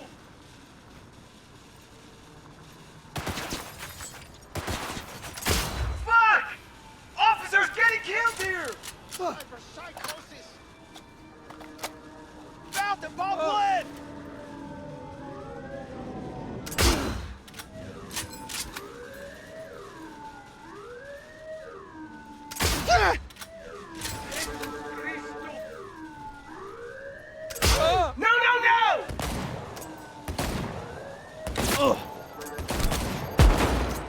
NCPD, motherfuckers!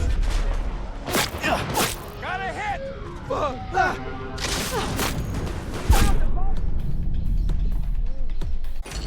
I'm going out. I'm taking a bunch of you motherfuckers with me.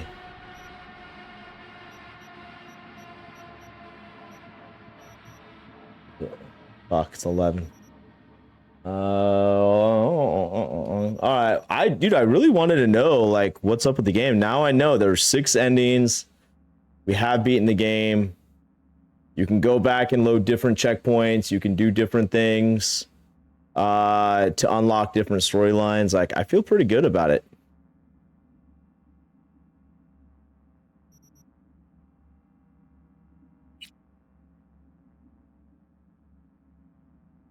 Let me see what this does.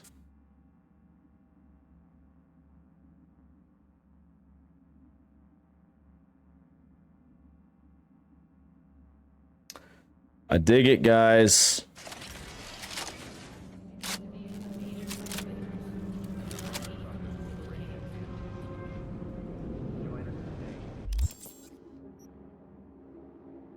Wait, only 28,000? Oh my god.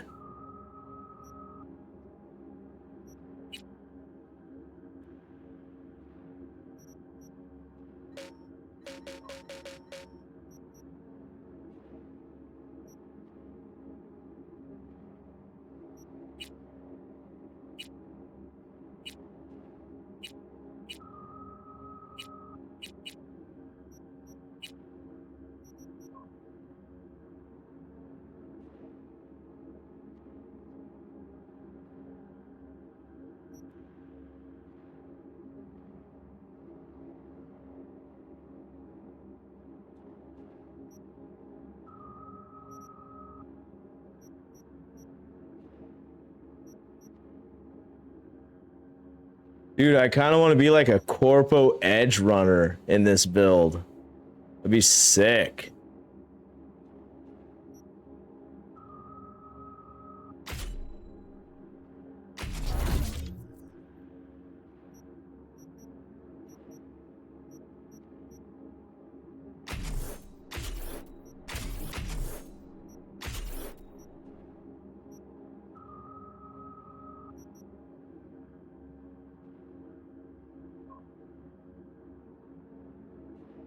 Oh, you have to level up this for you can get up there.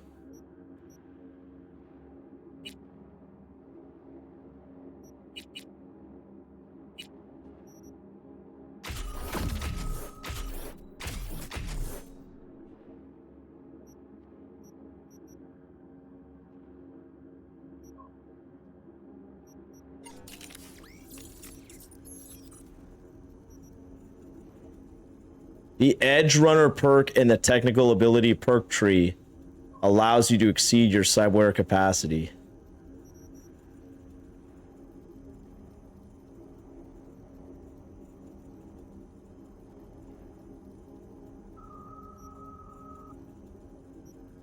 Ah, okay.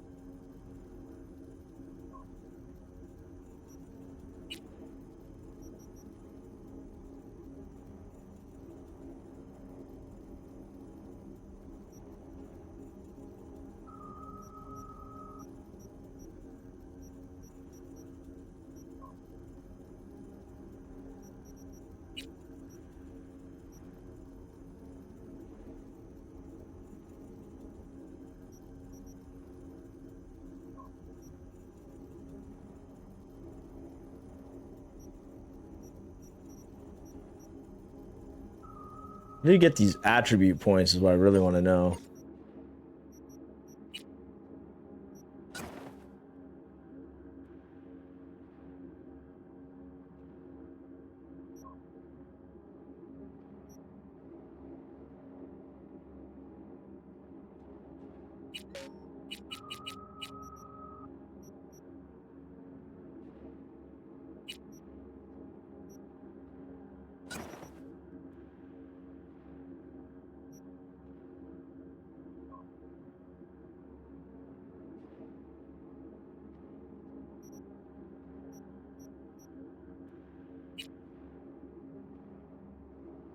Like low key, like want to do all the fucking.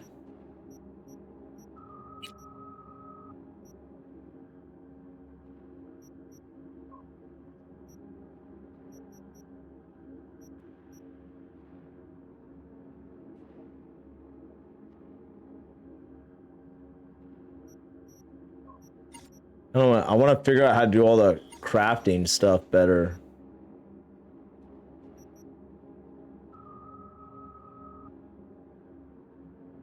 10, 10, 10.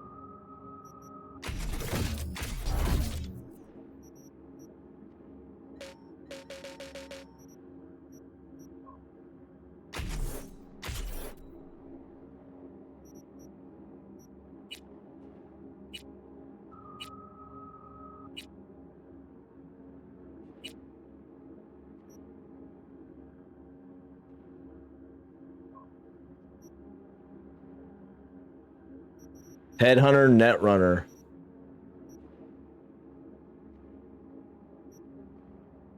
How do I get this?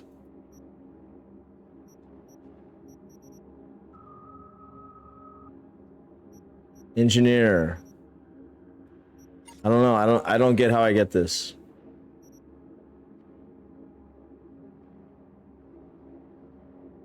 I feel like I want to do like some of these missions.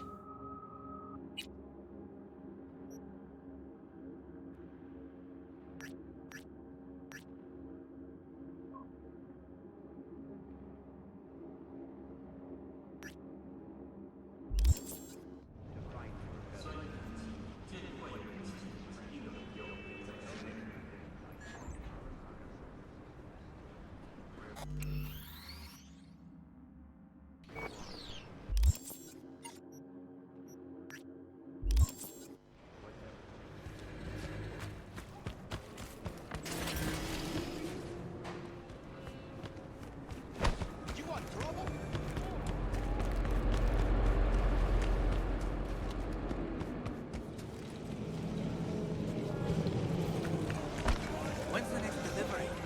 2 days. I'm ready. You ready? Ever seen this woman? I sell food and I just want to keep selling food. That is all I will say. These shrimp fresh. They just arrived, straight from the best aqua farm in Night City. Aqua farm. Where do you think? From Pacifica? That trash from the sea no good. Make you sick.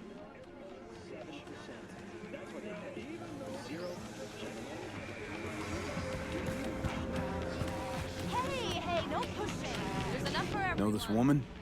30-something, slightly shorter than yourself. Heard she comes around here a lot. This is Kabuki. We get a lot of people. And smartasses? A lot of them, too. Yeah, smart asses too. Smartasses who could recognize a cop's face. So how about it? You know her? I might. Depends on how much you'll be spending on your groceries today. Not getting any eddies out of me. Dude, whatever then. Here, talk. Girls are renting out a room in this here motel. Right over there.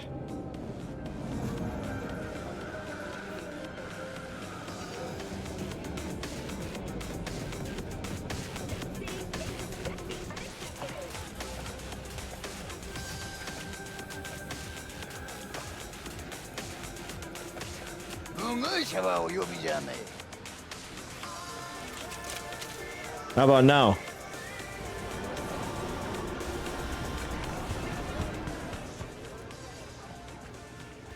You blind?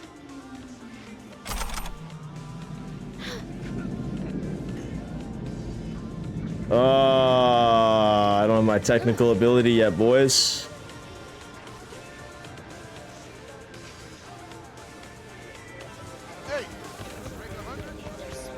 I'm ready. You ready? I get up there.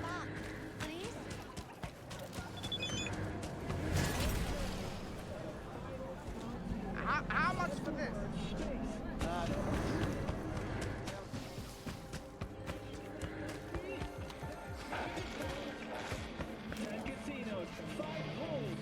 I have nothing to say.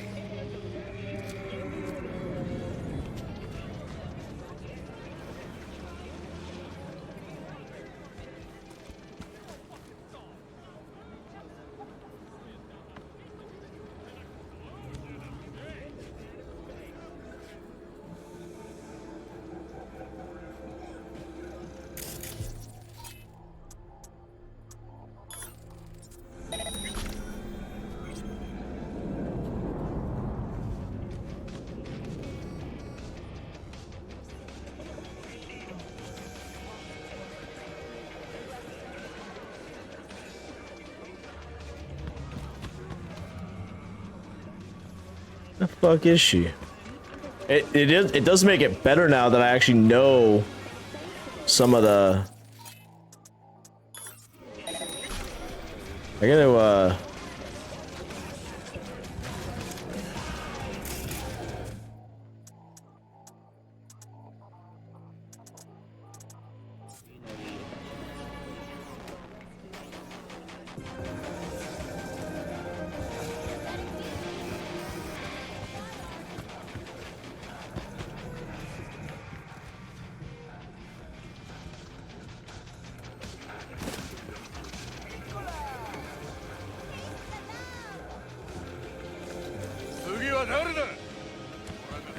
like, how do I get up there?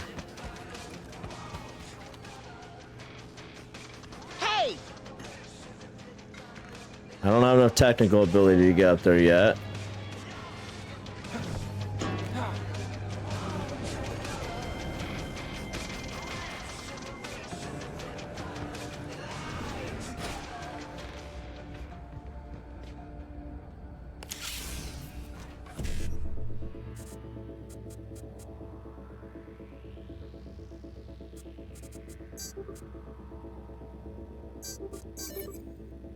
Like, I want to, figure out how to, do the crafting. 27 tier 2 quick hack components. See that, guys? I gotta figure that out.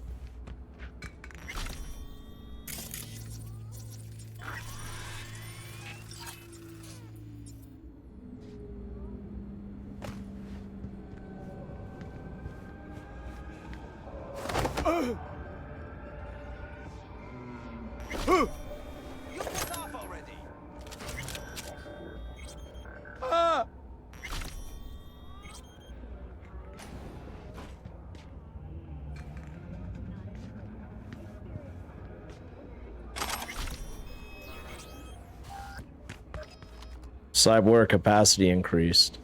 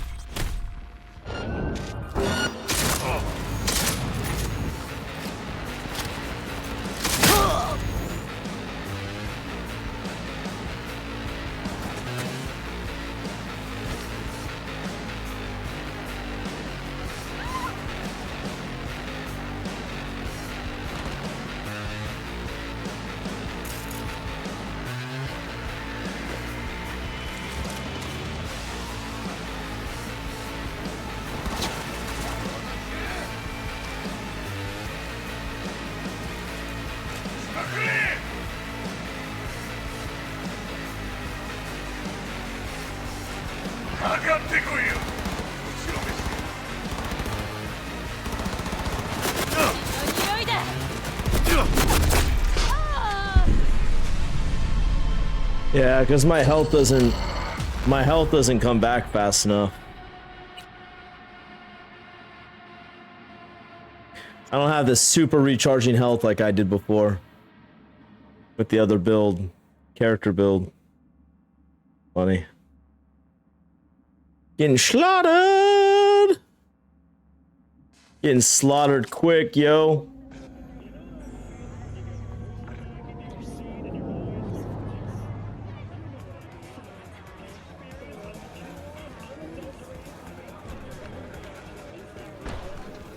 Hey, make 100 for me? What am I, a bank? Hey, come on. Can't make change.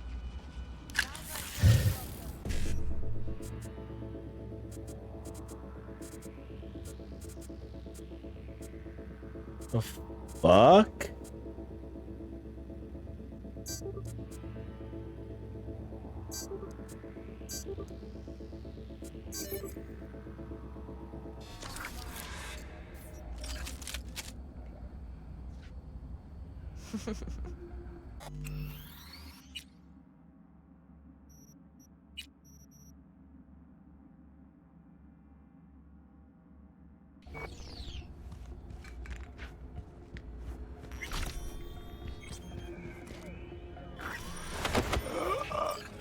My people will come for you.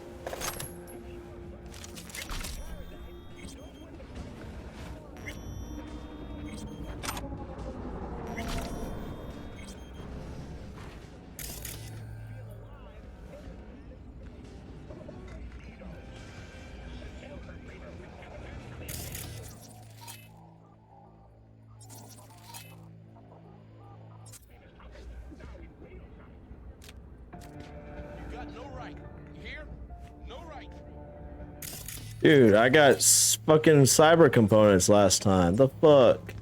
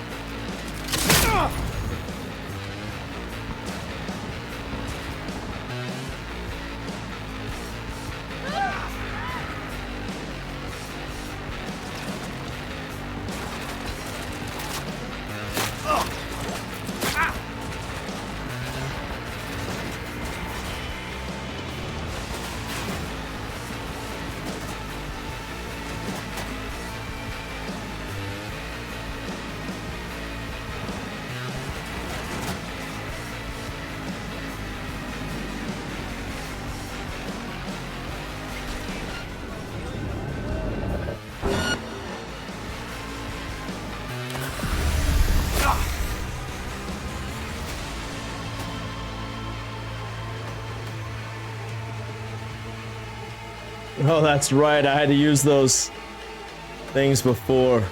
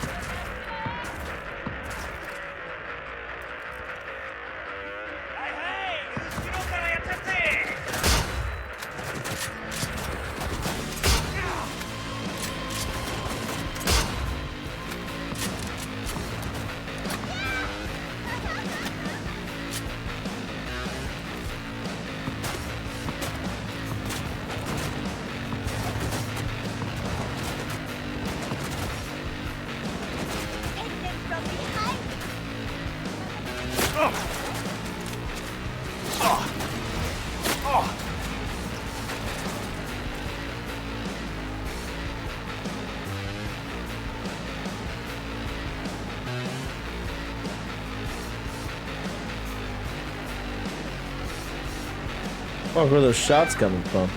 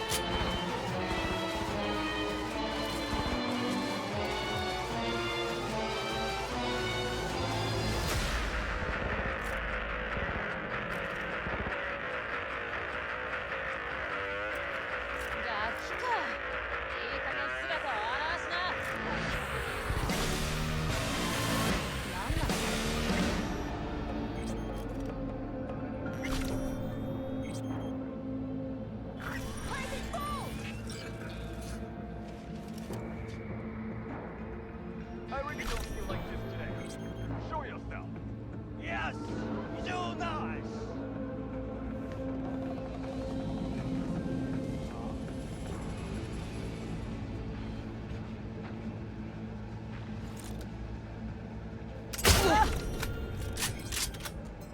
Maxac, call it Maxac.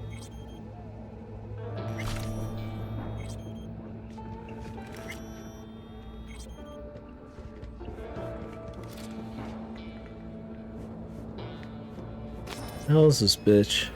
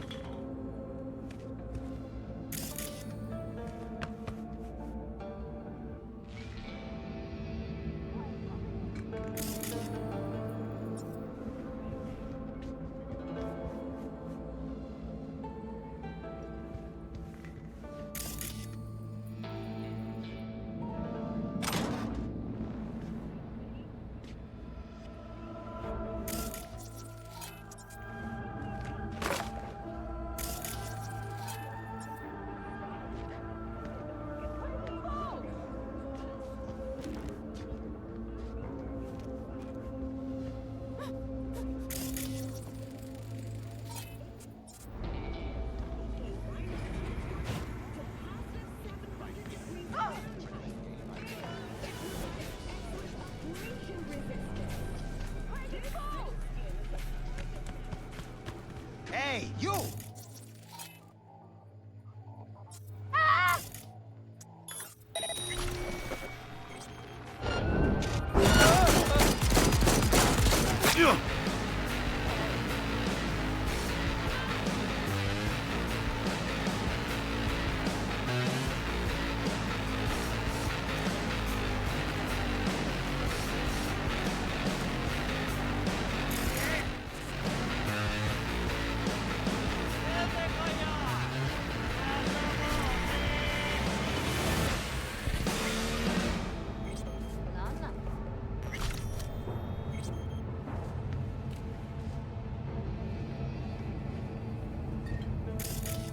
You coward.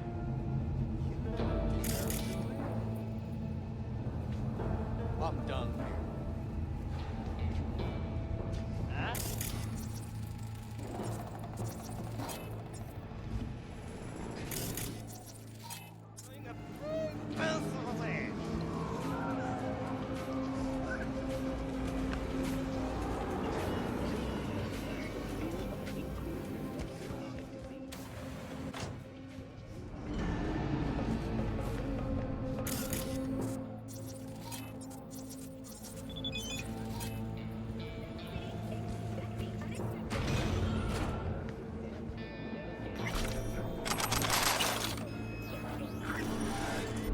God, this is crazy how little storage I have at this build.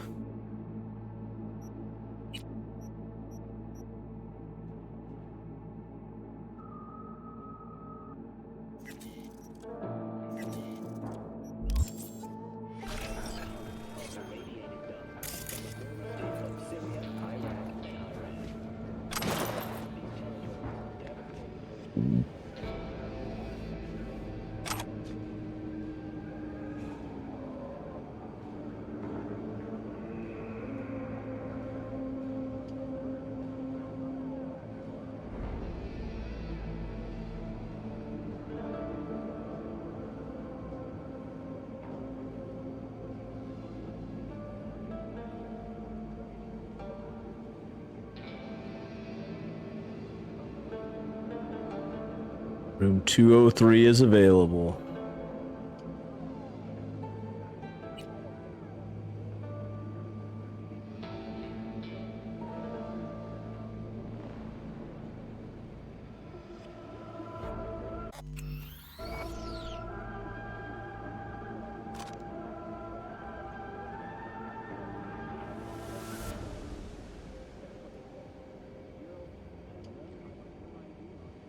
Lucius Rhine.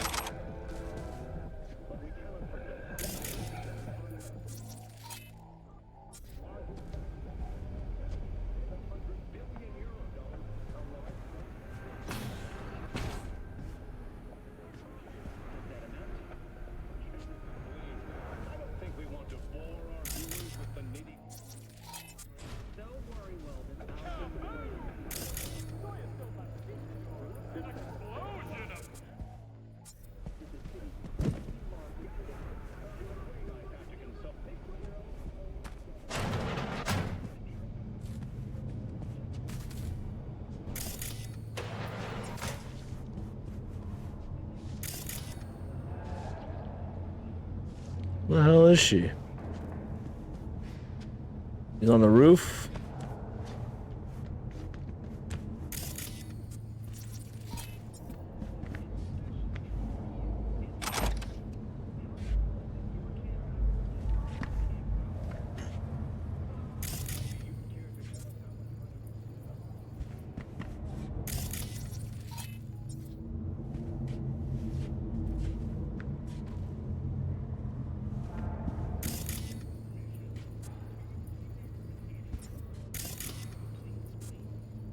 See, I gotta increase my technical ability again.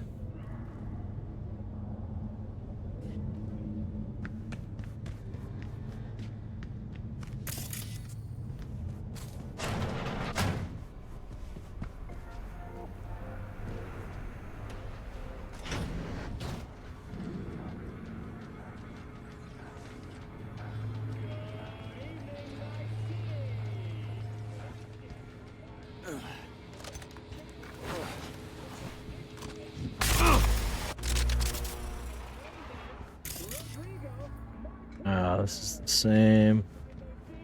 Shit.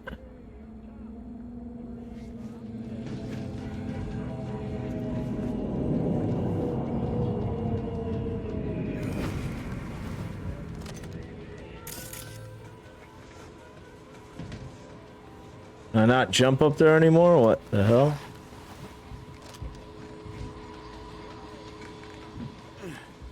There we go.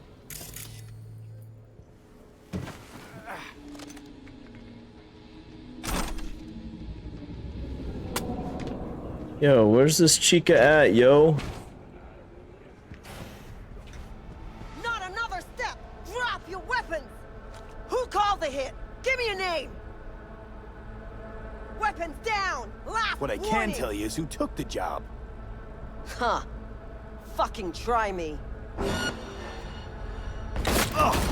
Shit! Shit! Not good! Shit! Shit!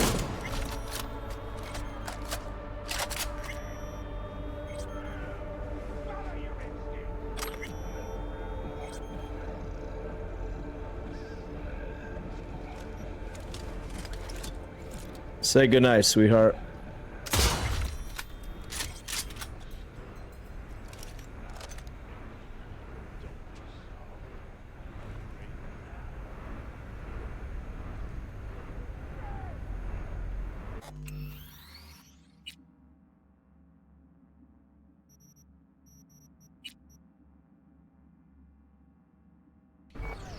I kind of like doing this corpo build, guys.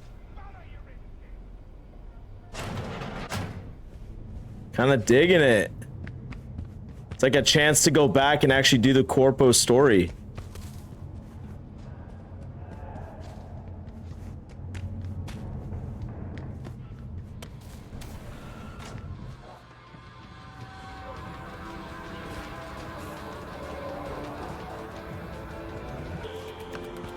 I'm ready.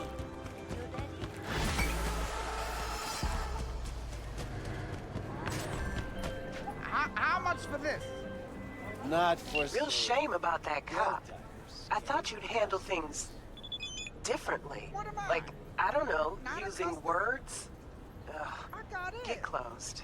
Congratulations. Get lost. All right.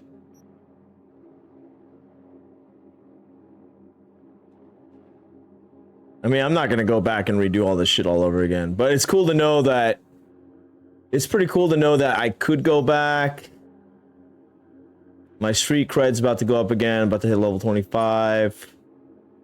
Like, there's some cool elements to this idea.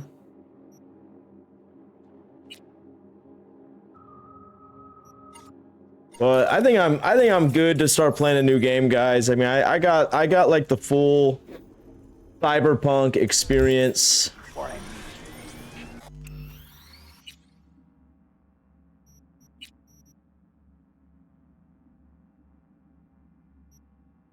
Let me switch over to